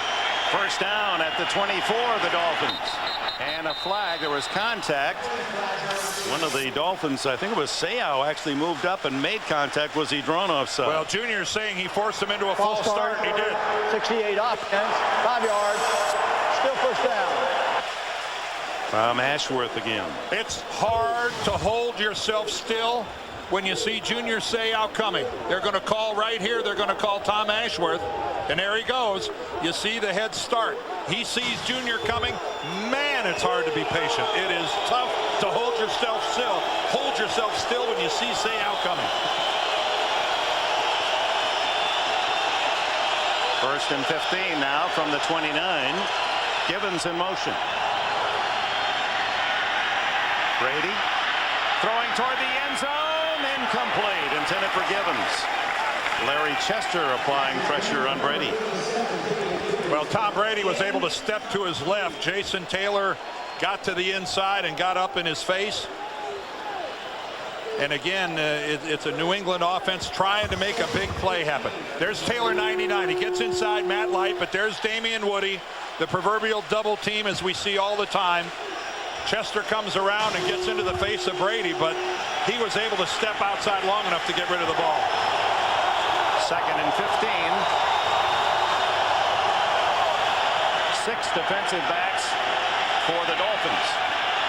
Draw play to Falk. And he twists his way inside the 25. Rob Burnett, the veteran defensive end, makes the tackle. Good call here by offensive coordinator Charlie Weiss. You see the Miami defensive line blowing upfield. One guy stays home. He's got the responsibility for that. How close are we to a face mask here? Rob Burnett reaches out. Ooh, he gets it. And he gets it off before an official was able to see it. But that was very effective by Burnett staying home. 3rd down and 10 from the 24.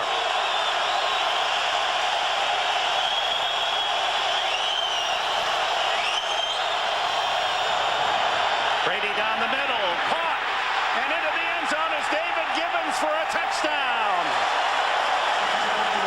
Gibbons developing as a fine target, the kid from Notre Dame. Well, he proved one thing. He can hold on to the football after taking a big hit. His 2nd touchdown catch of the season, 24 yards in the play. It starts again with a double team on the left side against Jason Taylor, but a rocket from Tom Brady. But look at the big hit. Sammy Knight delivers a real blow, but Gibbons holds on for 6. Vinatieri to tie the game. It's 13-all with 1:49 left in the 3rd quarter. Brady to Gibbons, and a Patriots score.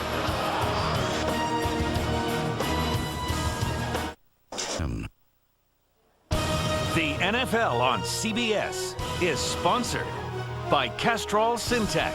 Everything else is just motor oil. And by Nextel Coast to Coast walkie-talkie. Nextel, done. 76 yards in 14 plays to tie it at 13, and what a 3rd and 6. That's a play to remember when Brady was being tackled for a sack and somehow got the ball out to Deion Branch to pick up the 1st down and keep it alive. 14 plays by the Patriots. Not often do you string together a drive that long against the Dolphins. From the center and blimp, the kickoff. Vinatieri to Rodgers, 2 yards deep, brings it out. And is tackled at the 25-yard line. That is a bird's eye view. So in the final minute and 43 seconds of the 3rd quarter, Brady fighting his way to lead his team to that tying touchdown. Yeah, that'll be busy on Tuesday, Wednesday, Thursday, the World Series. That infield dirt as you look down from our Saturn light ship visiting major sporting events near you. From the 26, game tied, final minutes of the 3rd quarter, and Fiedler play action over the middle, and Harrison breaks it up and no flag. Some of the fans thought he was using the right hand to hold up and then reach back with the left. And Teddy Bruschi, meanwhile, was putting a hit on quarterback Fiedler.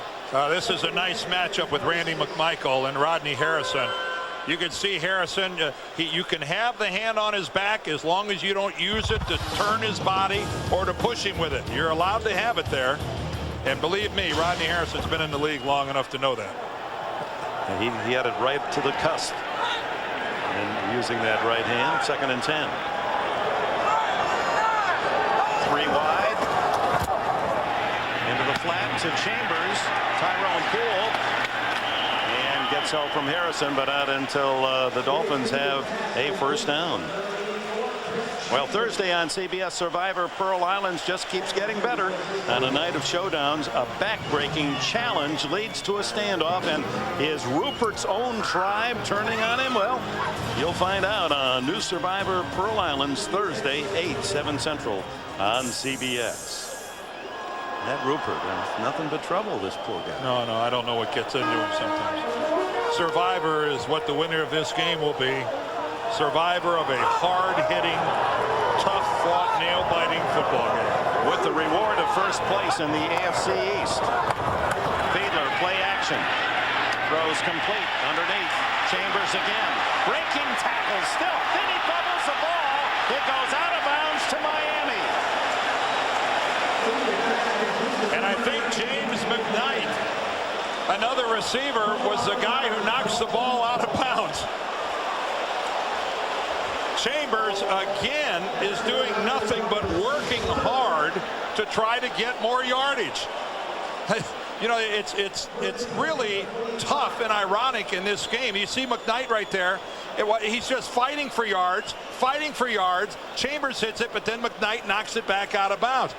But he's really not doing anything but fighting for extra yardage, breaking tackles, and so often that's when a guy loses the ball. Roman Pfeiffer had pulled it free. Now Ricky Williams for about 3 yards to the 42-yard line. And that could be the last play of this third quarter. Banta Kane, there's a new name even for Patriot fans. He was just activated off the physically unable to perform list. California linebacker, a 7th-round draft pick. They're just digging deep to fill all the voids caused by injury. End of the third quarter, tied at 13. We'll be back. You're watching the NFL on CBS.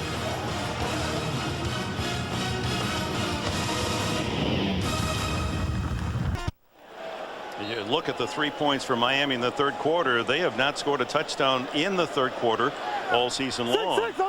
And the Patriots with a long drive to score to tie it at 13 as we open the fourth period. Miami 2nd and 7 at the 42 of the Patriots.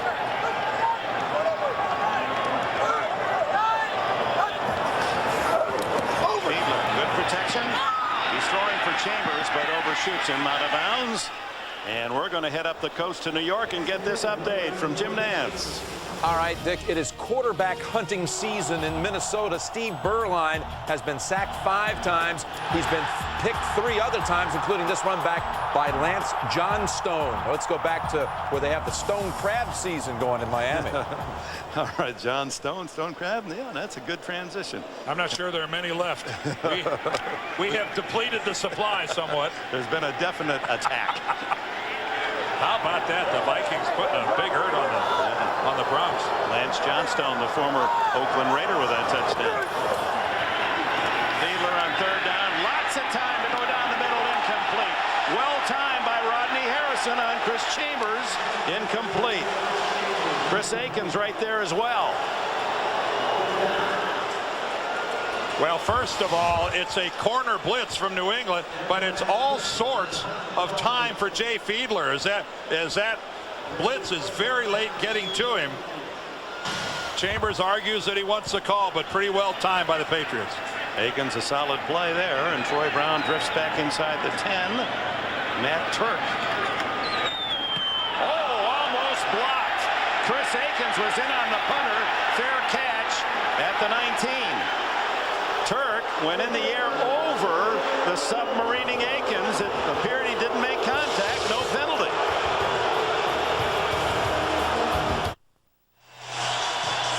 Tie ball game in the fourth. I circled Jerry Austin, the referee right there, whose job it is to call roughing the kicker.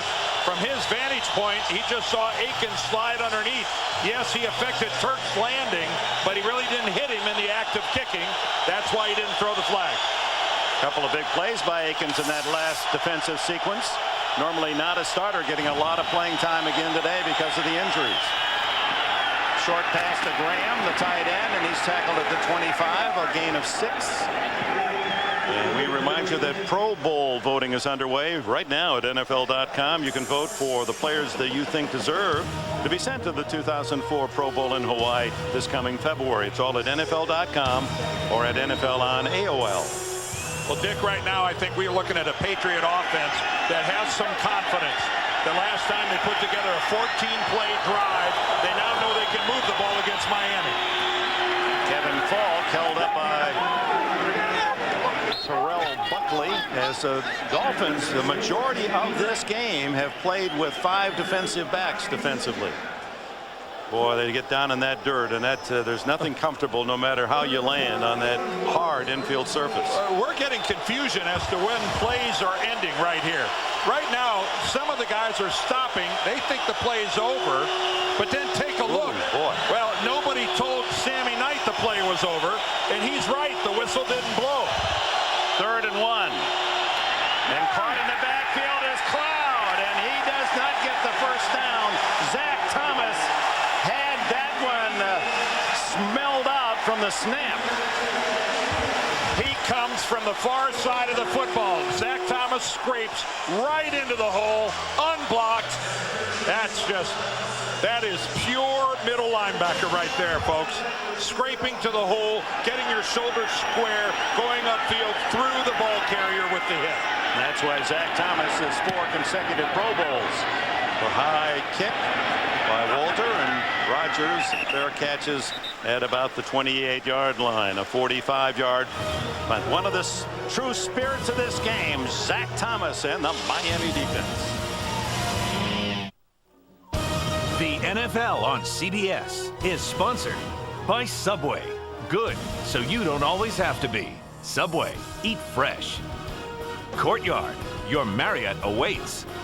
And by the 240 horsepower V6 Accord from Honda. Ocean Drive at South Beach. Was that a boa constrictor or something? No, that just happened to be on the sidewalk. Look at Damian Woody's arm. That is what residue from the infield. That's to call that dirt is being kind. Ricky Williams caught right at the line of scrimmage as Bobby Hamilton, the veteran tackle, makes the play. You know, it's just fun to watch a pure middle linebacker work. And Zach Thomas over here, just watch how he's going to scrape and come up into the hole. Just watch how, look how tight he is scraping off, but look how his shoulders never stop being square. He never gets turned sideways. That way, when he's in a position to make the hit, he's got his force generated upfield. That is absolutely textbook. 2nd and 9 from the 28. To Chambers, and a little off on the articulation of that pass play. Let's go to B squared. Dan, you talked about that tackle Zach Thomas just made. The players admit that may not have happened last year. Look at the situation. Scores tied in the 4th quarter. And they say, you know, last year we would have said, here we go again, and we're giving up. 2 things have changed that. Newcomers like Junior Seau, Sammy Knight, Jeff Scanina, who had that never say die attitude and totally changed things around on the sideline. A, and B, Haley, Junior Seau, Zach Thomas saying that he's given a couple of pregame speeches that he'd never heard such exciting stuff. Deflected at the line of scrimmage, incomplete. Randy McMichael was the intended receiver. A couple of Patriots on him, Mike Vrabel being one, Roman Pfeiffer.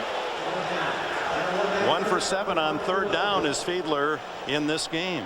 Well, what this defensive leadership means for Miami is that they're able to contain their frustration with this offense not generating a whole lot of points.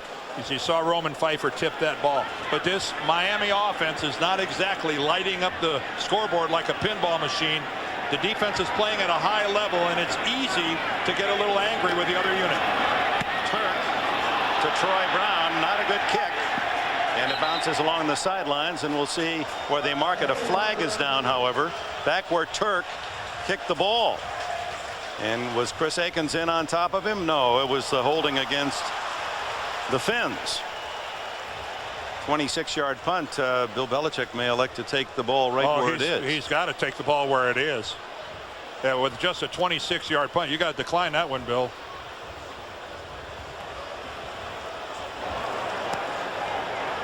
Holding 47 of the kicking team. That penalty is declined. First down, New England. A timeout with just under 12 minutes to go, trying to protect Turk with a hold.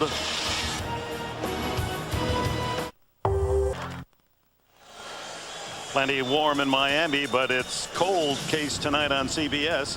13 years ago, a respected father found murdered on the wrong side of town, and now a new investigation will reveal a family secret won't stay buried. Don't miss TV's most watched new drama, Cold Case, tonight after 60 minutes on CBS. Jeff Brow. Yeah, he made a good snap, but an outstanding hold, but it was declined. So from the 46, the throw into the flat, complete to Brown, and he skids out of bounds at the Miami 49-yard line, helped out by Sam Madison. Well, 13 points, and this is the stingiest defense in giving up points in the league, Miami. 13 is the most they've allowed since game 1. No one has scored more than 10 in the last 4 Dolphin victories. Yeah, they're only giving up an average of 11.5 a game. So that's, but again, their offense, this defense would like to have a runaway. They'd appreciate a 30-10 win somewhere along the line. Second down, fake to Brown on the reverse, then Brady throwing long downfield, incomplete to Branch. He had him. And we have Jim Nance with this update from New York. All right, thank you, Dick and Dan. And this update, too, from Cleveland, where the story here has been LaDainian Tomlinson. And Tomlinson has rushed for 136 yards and a touchdown. They lead 23-6. By the way, Couch has been pulled. Back to you guys. York, but we'll update that for you. Third down and a long 5. We knew both teams had plays in where they wanted to go long. And that was Brady's shot, but he was one step too long on the pass to Branch. 3rd and 5. Big play. Brady underneath, incomplete, and was broken up by Jamar Fletcher, an extra defensive back, the kid from the University of Wisconsin. Well, this time you can see the coverage is pretty tight. A rush up the middle. Brady has to go up over the top and just outside the reach of Branch. Just if that ball maybe was like 6 inches closer to Branch, he could have caught that, but Brady was under duress. So after the short punt by Turk, the Patriots unable to make a first down, and now it's Walder. Fair catch, Rodgers lets it go. And the Patriots are going to down it at the 10-yard line. 11 minutes and change remaining in the 4th quarter. Tied at 13 in Miami. Easy. The NFL on CBS is sponsored by Old Navy Painter's Pants. They'll work for you. And by Bud Light, for the great taste that won't fill you up and never lets you down. Make it a Bud Light. We're tied at 13, and here's what's at stake. The winner of this game takes over first place of the AFC East. And as we said earlier, the hot weather of September and October always has been an ally of these Dolphins. And, of course, the quality of their play is an asset as well. Sometimes, Dick, we do a game where the last one with the ball wins. We're reaching that stage here in the 4th quarter where you almost think the next mistake is going to be what this game turns on. A turnover. Again, the Dolphins have to protect the ball now, starting deep in their own territory. No mistakes can happen here in the 4th that might cost you the entire game. Starting deep in their own end, Fiedler hands off inside, and again that inside defense from a team weakened by injuries has been very solid for New England. Well, let's see. B Squared was about to tell us about Part B. What was it, Bonnie? Have I kept you in suspense long enough? We're talking about one of the reasons for Miami's turnaround, their mentality in tight situations like this. Some of the newcomers, Junior Seau, Sammy Knight, Jeff Scanina. Also, the Week 1 loss to Houston. Brock Marion was saying, we knew how good of a team we were. We knew we should have crushed them. That was a cup of cold water thrown in our face, and now we need to rise to the occasion.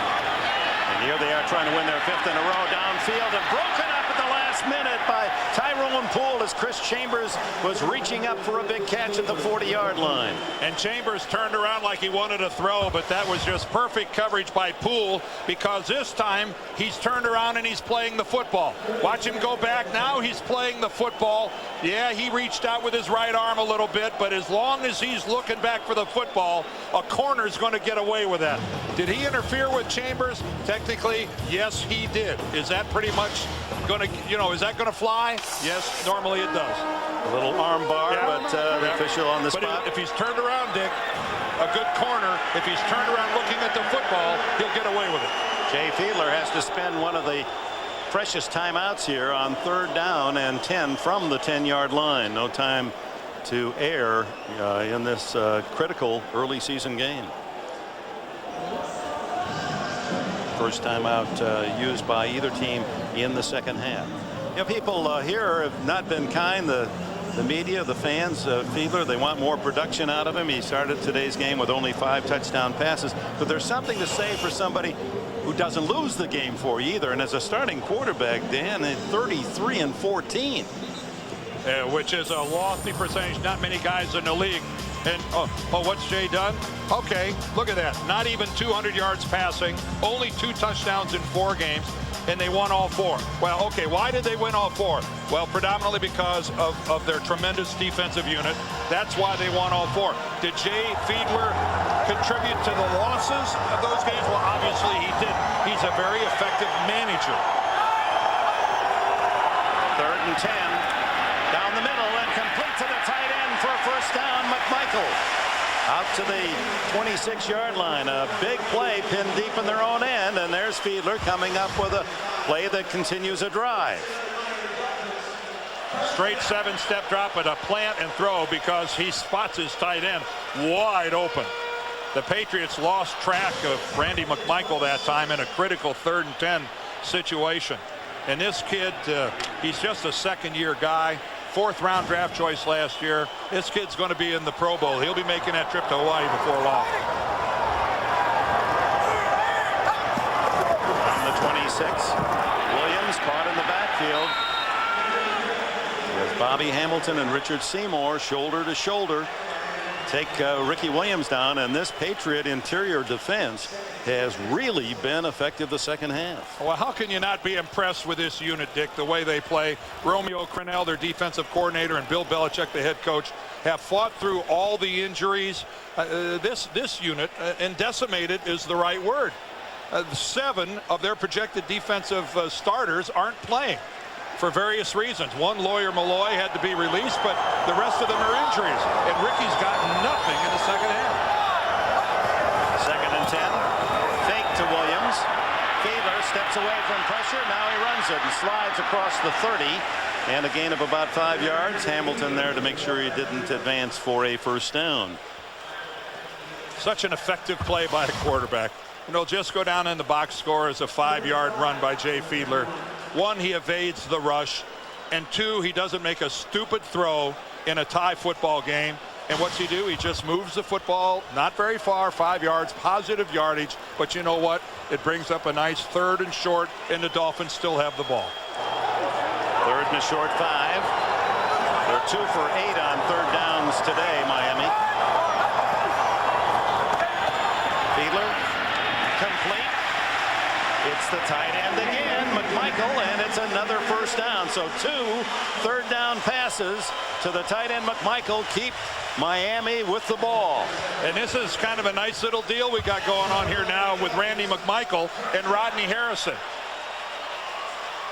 Take a look at McMichael. He comes in there, and Rodney Harrison, even though he didn't have the primary coverage, he's not going to pass up this opportunity to try to put a good lick on him at the end. Randy McMichael, this is a nice game for him with 5 receptions, 5 out of 7, awfully good. 7:35 left, the midpoint of this 4th quarter, tied at 13. And Fiedler back to throw again. McMichael again, and another first down at the Patriot 46-yard line. Rodney Harrison drags him down.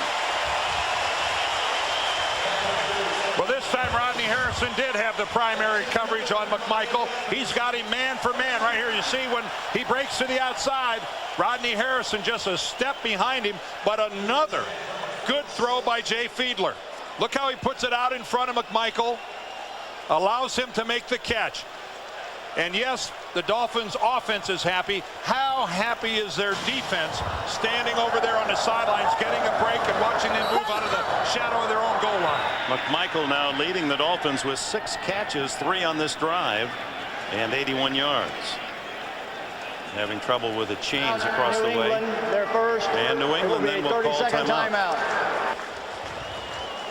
A 30-second timeout gives us a chance to remind you it's our CBS doubleheader next Sunday. Denver of Baltimore will be in New England for the Browns game. Tennessee, Jacksonville. Late games, Jets at Philly and Houston, Indianapolis. That's next Sunday, and it all begins with Jim Nantz and his star-studded cast from New York on NFL Today.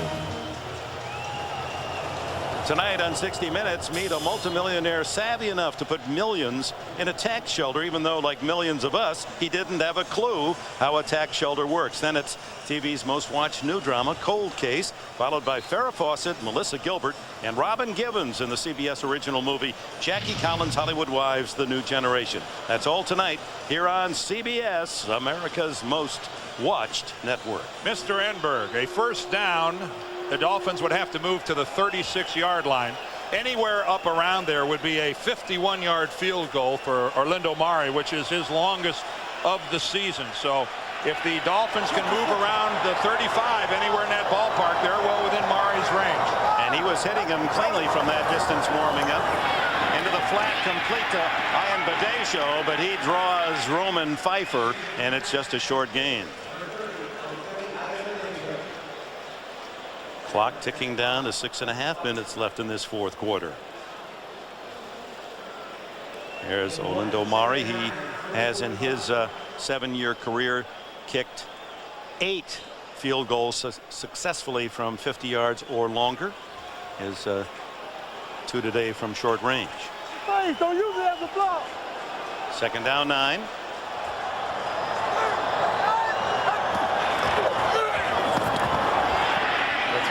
Complete to McMichael again, but right there was Harrison. Jersey to jersey. Short gain. Well, Jay Fiedler again. Let's see if he's under some pressure here. A stunt in the middle, and the pocket kind of collapses, and whoa, what a hit he takes to the head. Looked like Dan Klecko was in there, 90. Ooh, Klecko puts his hat right in the face mask of Fiedler. Now, if I'm the Dolphins and I'm going to run a play, I run it to my right.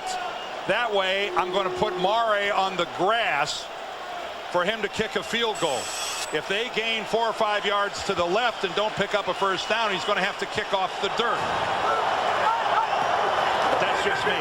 Third down, the throw to the sidelines, incomplete. Oh, that's got to be comes in on both sides of the field. Yeah. Tyrone Poole, whoa, flagrant.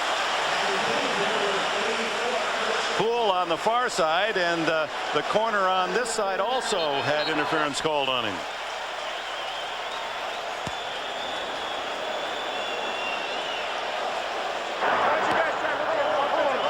Well, the Dolphins could take the farthest one.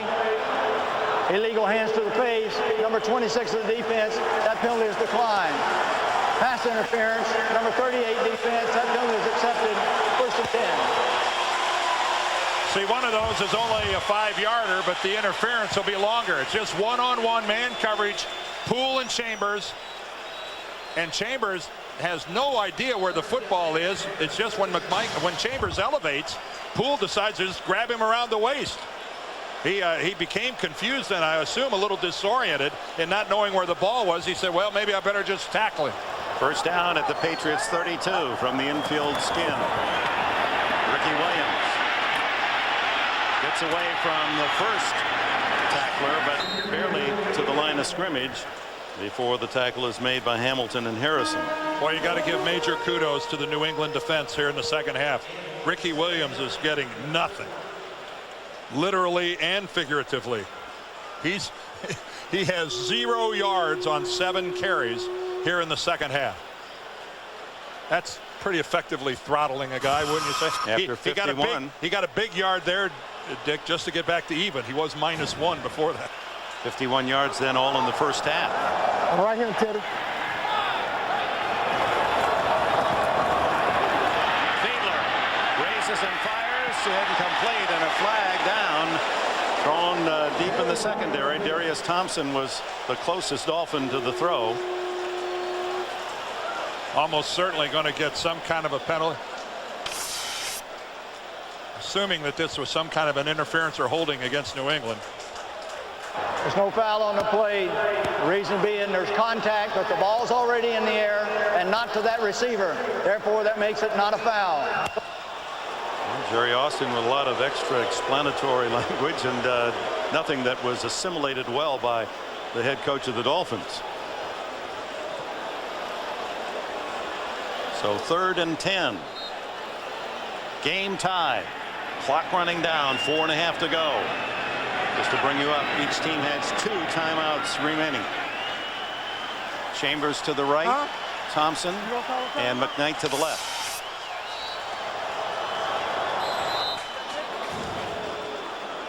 And New England has used a timeout.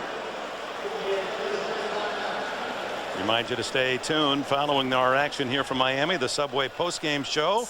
Jim, Dan, Dion, and Boomer. All today's scores and highlights of the early games coming up on the Subway postgame show. Well, wondering what happens after this Miami drive has ended. The Patriots, by having used a couple, are down to only one timeout. If the Dolphins are successful in scoring, that's certainly can't be a help to the Patriots. Any way you look at it right now, Dick, if they don't get the first down here, Murray is going to have to kick off the dirt. And it'd be about a 48-49 yard attempt. Yep, and that's again not the easiest of situations. That plant foot on a field goal so critical, and that dirt, and I use that term loosely, is so hard that the foot has a tendency to slide. Look at that. You can see it's closer to ground up gravel.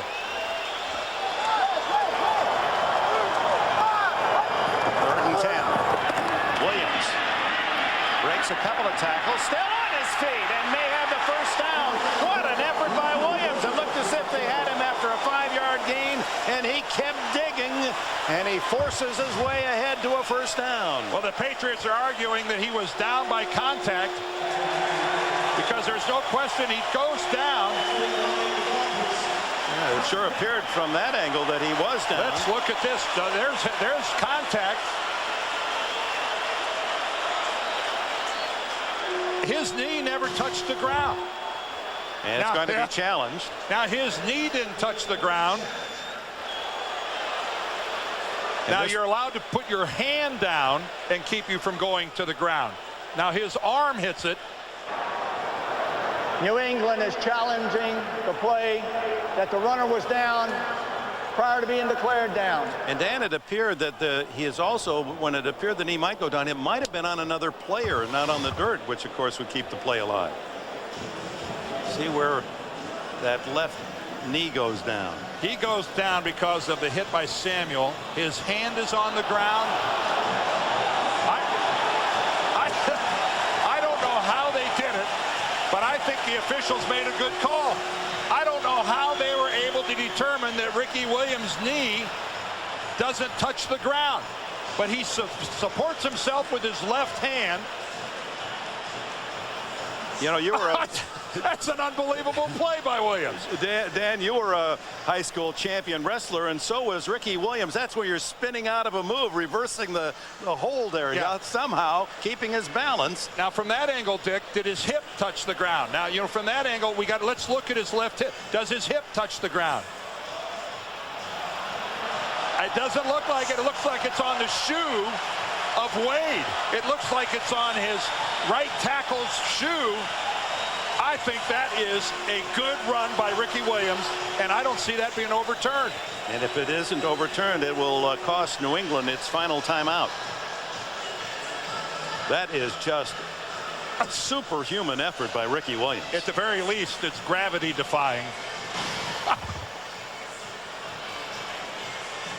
That is that's extraordinary. The strength on one arm to be able to not only keep your balance, but all your weight going forward, plus being tackled and still not have your knee go down. It's just stunning. Keep in mind, everybody, that any challenge starts with the ruling on the field. So the ruling on the field was that he did not touch the ground. See right here, can you see Ricky Williams? Look how you can see air underneath him. You can see light. Now there you can't, but from the other angle, it looks like if his hip touched anything, it was the shoes of Todd Wade, his right tackle. So Jerry Austin is going to have to see something that definitively says that Ricky Williams made contact on the ground there after being hit by Asante Samuel.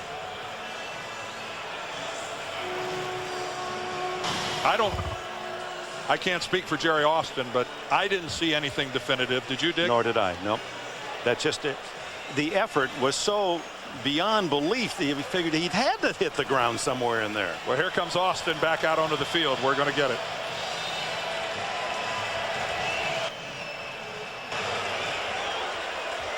After reviewing the play, there is not evidence that the knee touches or any other part. After the call on the field stands, New England is charged with a timeout, and that's their third and final one. A huge play made by Ricky Williams, the second effort. That's the ultimate second effort. Yes, that goes way beyond it. Talk about athleticism, ability, drive, determination. And you know, I got to say this. A, the most remarkable thing on that play was what Ricky Williams did. B, the second most remarkable thing was that an official was good enough to see that he didn't hit the ground. Now that's an extraordinary play by an official. But not for Williams' effort. Miami would be lining up for a field goal. Instead, they get the first down at about the 21-yard line. His first 10 yards of the second half, and they come on that play.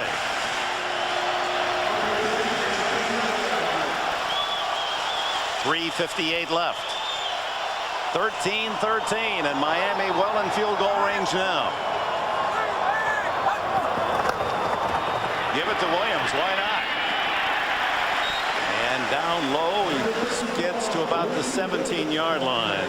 Down to Bonnie Bernstein we go. Well, the Patriots, one of their main points of emphasis on defense, red zone defense. Teddy Bruschi said the last time we were down here in Miami, the Dolphins scored 3 touchdowns on third down inside the 20. He says it was a huge topic of discussion for us, a major point of emphasis, and we spent a lot of time on red zone defense this week. All right, Bonnie, and here are the Dolphins again. Second down. And 6. Dumb. Five offense, 5 yards. It's still second down. Rookie tight end Donald Lee. Oh, that is large. Ooh, that's where you just want to look for the trap door and try to get in it and go hide somewhere. Second and 11 as they move it back to the 22. 5 yards and it stops the clock. A killer.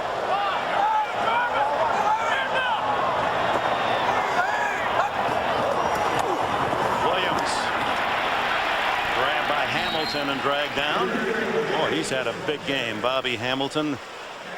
We were talking to him earlier this week and told us he wants to celebrate by doing some cooking. He combines the seafood with the soul food, and then what I really liked was dessert. My old favorite as a Michigan farm boy, apple crisp. I know. Huh? How can you turn that down? You know, we're talking about food a lot. I'm getting hungry again. Are you? Bobby made us hungry. You're right when we talked to him. Third down and 6, and the Dolphins hunger for more than a field goal here, and another big third down call.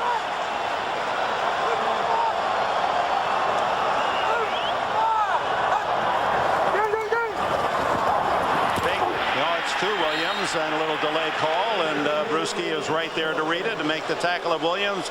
And with the clock ticking toward the 2-minute warning, here comes Olindo Mare.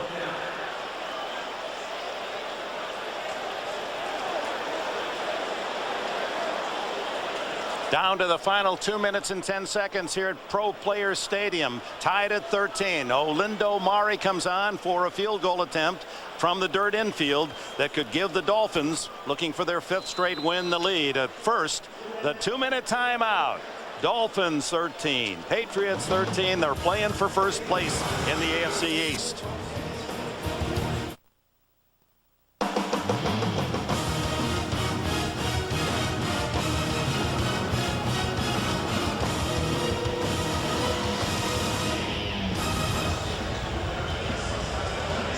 Two minutes to go.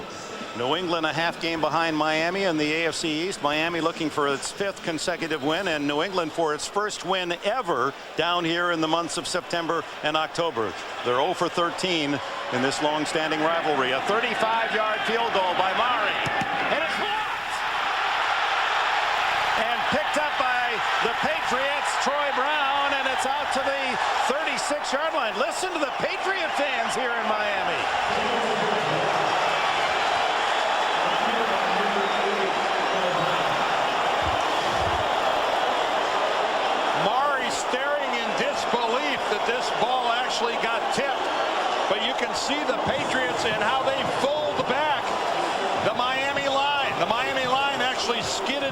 about a yard.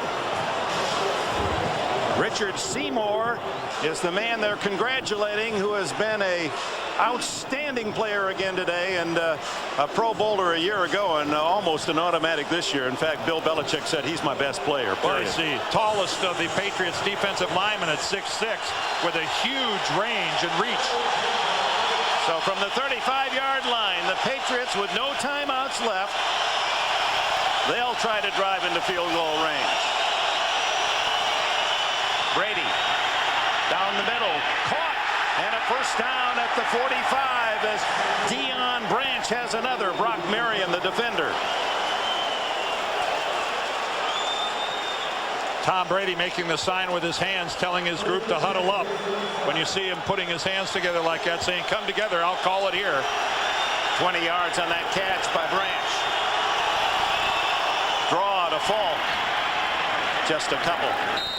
Stacked up as Sammy Knight and Junior Seau, along with Thomas, there to bring down Falk. The Patriots being awfully casual, walking back to the huddle. Larry Chester's hurt for Miami. Chester's going to take himself out. Smart play on his part. He didn't want the officials to call an injury timeout. He kept the clock running by hustling off the field. But the Patriots took a long time in the huddle. Less than a minute. 53. What the heck are they doing wasting that much time? Toss to Falk. Look at that shot by Terrell Buckley. Read it all away and drops Falk for a loss. And there's no way to stop the clock unless they down the ball. And now with 3rd and long, that doesn't work either. Vinatieri's longest ever, by the way, is 57 yards. I don't understand why the Patriots took so long to call the play to get up to the line of scrimmage and then called a running play. Yeah, 18 seconds. Brady underneath to Branch, but it's short yardage. Well, to overtime we go. Dan, this has been, is this in our contract? It'll be 3rd time in the last 4 weeks, and the other game ended on the last play of the game in Chicago. Overtime. Is Jason Taylor hurt? He's holding his foot. He was banging the turf. He looks like he's afraid to move.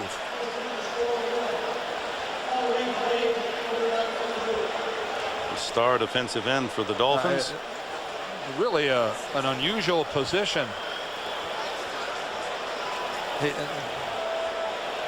keeps touching his right foot, but it looks like he's afraid to move it.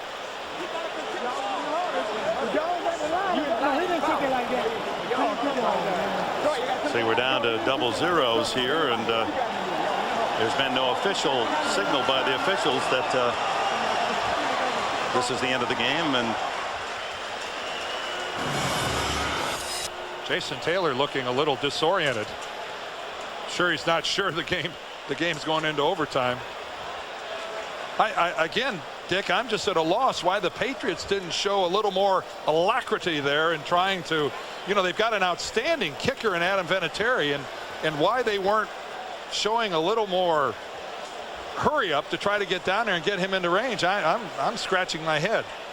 It's overtime records, but what that statistic doesn't show you is that Belichick's team has won 6 in a row in overtime. That's the longest current streak in the NFL.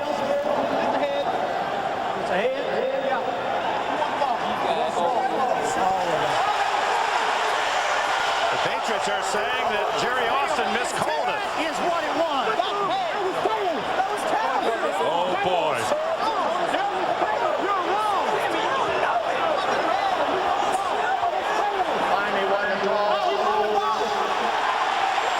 The Patriots are arguing that Jerry Austin misidentified heads and tails. Austin sticking to his guns, though, and saying, I called it as I saw it, and that's what it was. Well, that seems the simplest of calls, heads or tails, and confusion here. But Miami comes up with the ball first. Tight-jawed is Austin. Well, no official wants to be caught in another coin-flipping controversy. The NFL has already had one of those, and one's enough. Miami has it when we come back.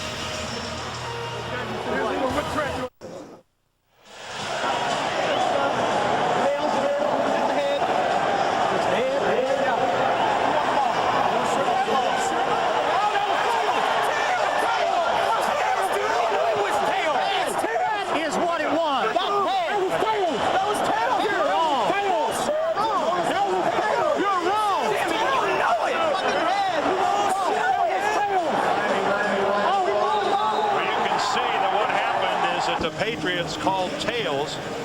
Jerry Austin flipped the coin. He picked it up and said it's heads. The Patriots were all arguing that it was tails. I can only say that I'm assuming that Jerry Austin's more familiar with that coin than are the Patriots players, but this will live on for a while. Rodgers at the 1-yard line to field Vinatieri's kickoff. And he's out across the 25 to the 26. Tackle made by Sean Mayer and Tully Banta Kane, 2 players just activated for the game today for this injury depleted defense of the New England Patriots. 0-2 in overtime is Fiedler, while the Patriots have won 6 straight games in overtime. Well, both teams get a couple of timeouts here in overtime. There aren't any replay challenges in overtime. Everything is handled from the replay booth upstairs. And of course, it's sudden death. That 5-0 for Brady ties Terry Bradshaw, 5-0, best record ever in overtime by a quarterback. Knocked down at the line of scrimmage again by Seymour. Oh, he's playing basketball up there. Well, he's deflecting shots. He's just a complete player. He plays the run really well. Richard Seymour working right here on the inside. That's just nothing to that. He just reaches up and swats that away. Too Tall Jones was a guy that had extraordinary eye-hand coordination and could do that at will. And Richard Seymour, he made that look awfully routine, didn't he? Yeah. That was kind of nonchalant. Of course, it was Seymour who blocked the 36-yard field goal by Mare that has forced this game into overtime. Shotgun, first time we've seen Fiedler in the shotgun today. And he's going long on top. And what a catch made by Darius Thompson. Well, coming into this game with only 7 catches, Thompson used the word embarrassed. I am embarrassed that they gave me a big contract and I don't have anything more to show for it than 7 catches. Now, how about that? Hurry up now, and Ricky Williams. And you know why I think they hurried up? I think Thompson's left foot was awfully close to going out of bounds. Let's go back and look. Thompson's foot being out of bounds. And we're not going to see from that angle very well, are we? But the hurry-up worked because the question is, did he step out of bounds before he caught the ball? Yes, he did. It looked like he did, and you know what? The Dolphins got up there and ran a play in a hurry.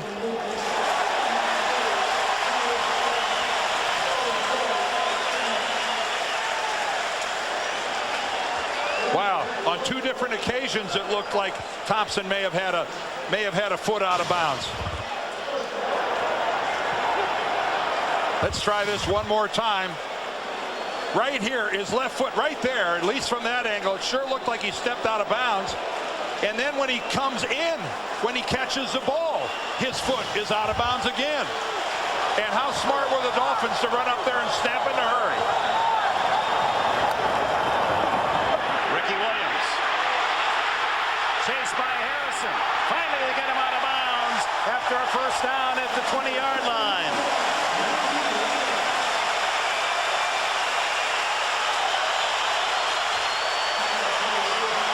Dick, the Dolphins definitely beat the system. They took advantage of the one weakness in the system that you got to challenge it before the next snap of the football. But it's up to the official up in the press box anyway. Yep. They got up there. And ran it so quickly, there wasn't time to go through all the replays and get a good look at it. And of course, it was unnoticed by the officials on the field as well. First down at the 20-yard line, and New England will spend one of its timeouts here in overtime. Dolphins within field goal range of victory. Just to review that, what could be a controversial no call on the catch by Thompson. On the play, there were 12 Patriots on the field to play when they hurried up on the next Williams run. Here's the catch, and right there, you can see the chalk fly up. But you can't go out of bounds and come back in and be the first player on your team to touch a ball. And then when he's coming down, his foot goes out of bounds again. And before the replay official, whose job it is up in the booth, to take a look at that and determine whether or not it was a good play, before he had a chance to stop the game and do so, the Dolphins, in a hurry-up, snapped the football. And that had New England 12 men on the field. Of course, that penalty declined, and Williams made not only another good gain, but it saved that long pass play that should have been called back. Nevertheless, first down at the 20-yard line for Dave Wanstadt's Dolphins, looking for 5 in a row and to secure their lead atop the AFC East. And Bill Belichick, considered one of the great defensive strategists, looking for the big defensive play that might cough one free. The Subway postgame show will follow with Jim Dan, Dion Boomer. All today's scores and highlights coming up on the Subway postgame show.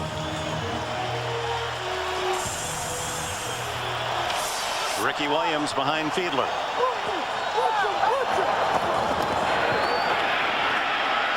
And he's met after a gain of a yard. Richard Seymour again. Richard Seymour, how big is he stepping up here late in the game? And like you said, Bill Belichick said he's my best player, period. Boy, he's certainly playing like it when the game's on the line. You can't ask for a whole lot more than what Richard Seymour's given Bill Belichick and the Patriots. Meanwhile, Ricky Williams with 94 yards to lead all rushers in this game on 25 carries. He's carried the ball more than any NFL back this year.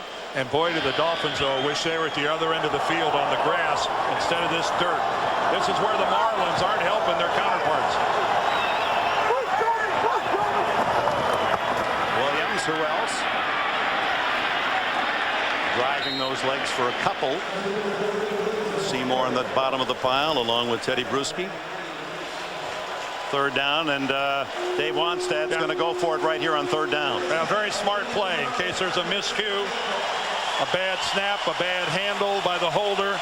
Go for it on third down. If you'd be fortunate enough to keep possession of the ball, you get to try it again.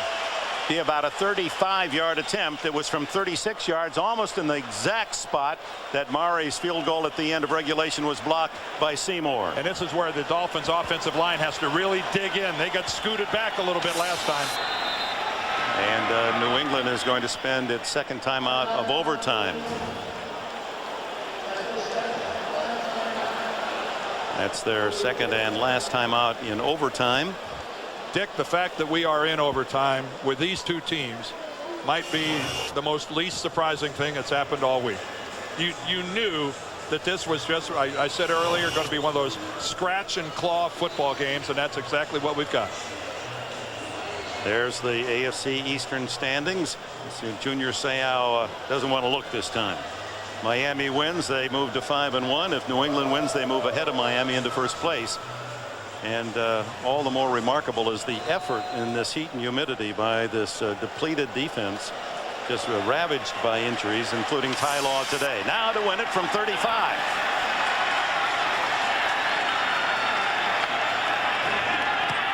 On its way, and no good. Wide to the right.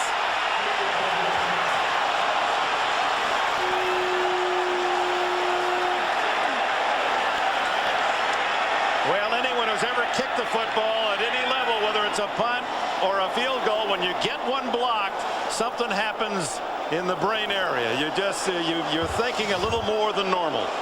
And I'm sure everybody in New England is saying this is justice because the Dolphins didn't deserve to be in this position anyway, because Thompson didn't really make a legal catch to put him in scoring position. So it's everybody here's got an axe to grind. The net result is we're still playing in overtime. Well, halfway there, it appeared as if it was going to be a good kick for Murray. Seau thought so, and then it just tailed on a bad fade to the right.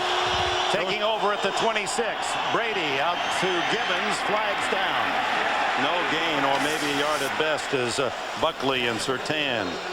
Appeared that Ogunleye may have deflected the pass.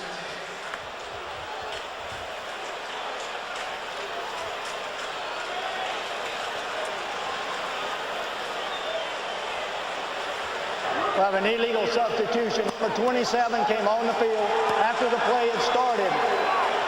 Doesn't matter if he's 11, he must come on before the play starts. 5 yards, repeat first down. These officials have had some tough That's calls. the first time I've heard that. How about you, buddy? Well, Dick, we saw Jason Taylor at the end of regulation. He was down on the ground. It looked like he was clutching his foot, but in fact, he suffered an elbow injury to his right arm, and you'll see, we get a shot of him. He's wearing a brace, but he's good to go. After the penalty, 1st and 5 from the 31. Kevin Fault squeezes out a couple to the 34. It'll be 2nd and 2. Zach Thomas and others in on the tackle.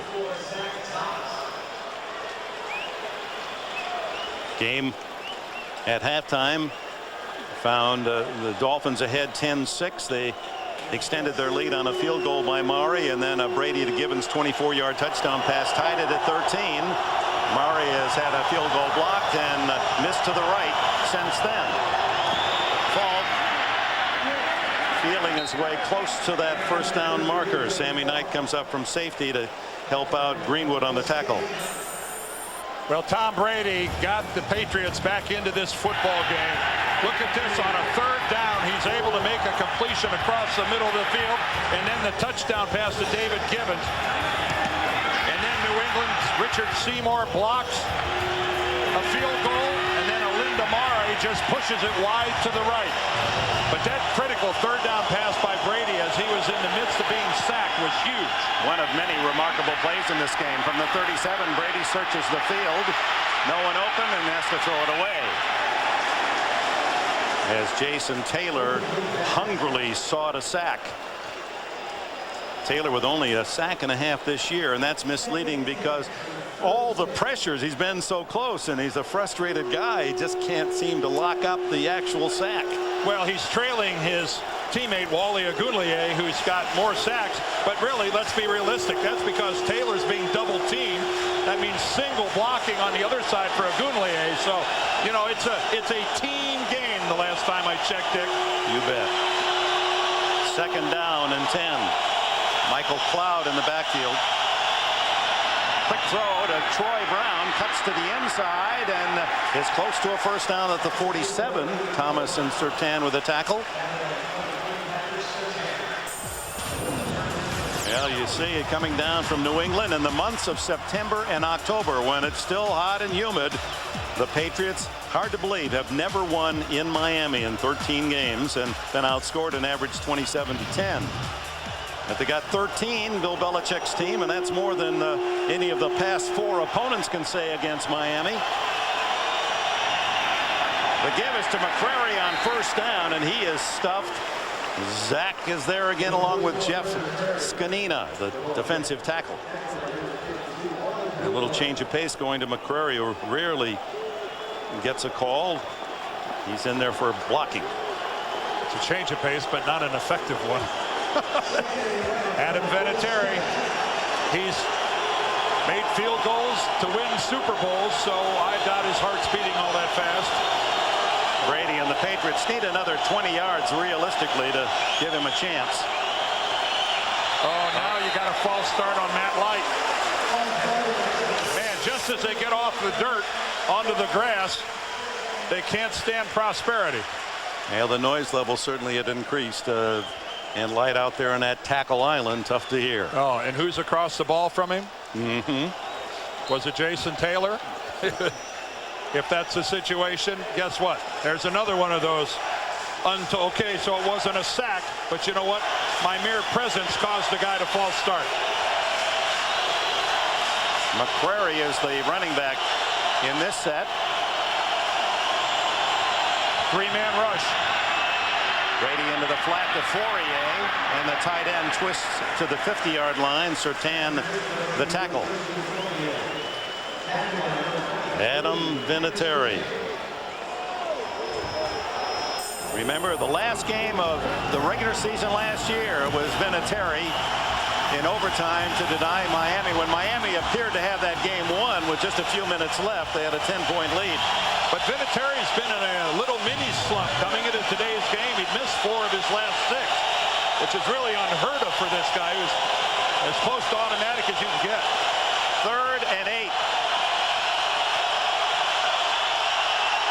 Brady fumbles, and he was able to recover it as Taylor, reaching around, slapped it free, but couldn't cover, and that will count as a sack for Taylor.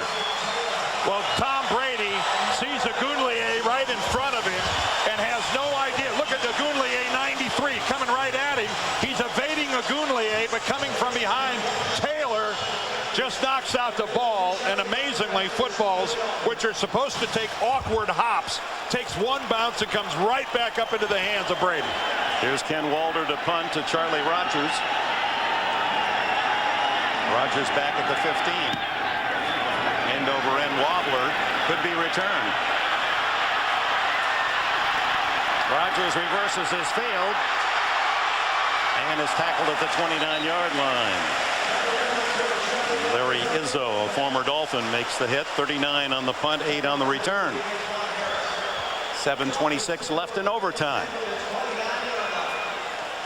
In this heat and humidity, this is a real stamina check for these players. Big men, lots of effort being expended. You've lost a lot of salts and other items from the old bloodstream. And I tell you what, this is where all those 2-a-days, all that hot work under a hot sun pays off.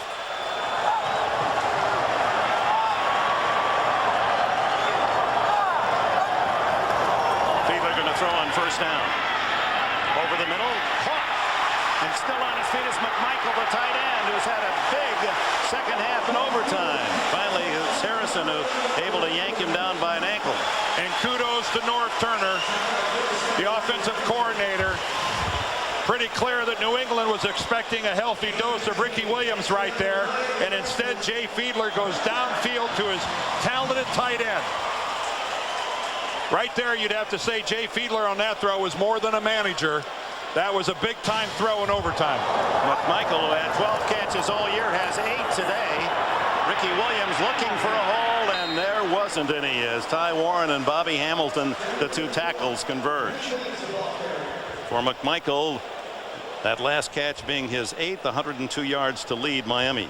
Boy, you just wouldn't expect a back like Ricky Williams to be getting negative plays.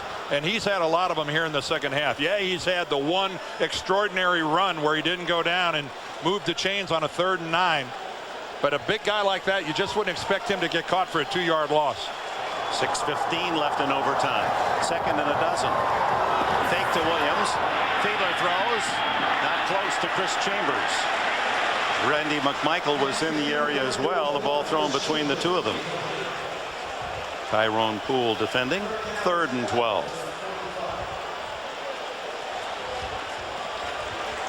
And the way the clock's ticking away, thought is that we could have one of those rare ties in overtime. Could happen. Yardage, Brady and Fiedler. Speaking of ties, there's Ty Law.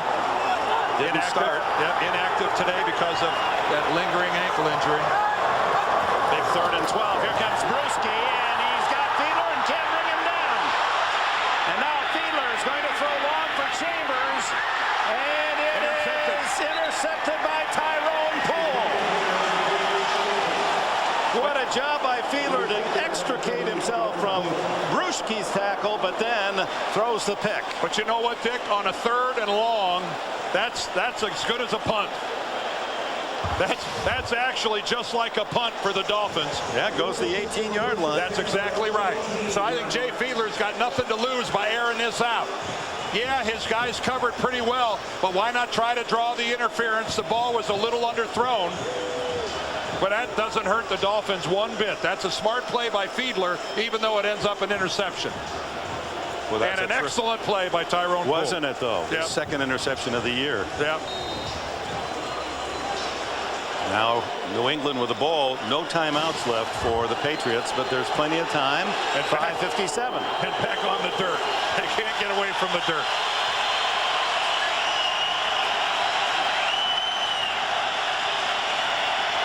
Brady pumps, looking for Brown deep, and throwing for Brown. He's got it at the 30, the 20, the 10. The Patriots have won. Look at them storm the field. A remarkable victory by New England.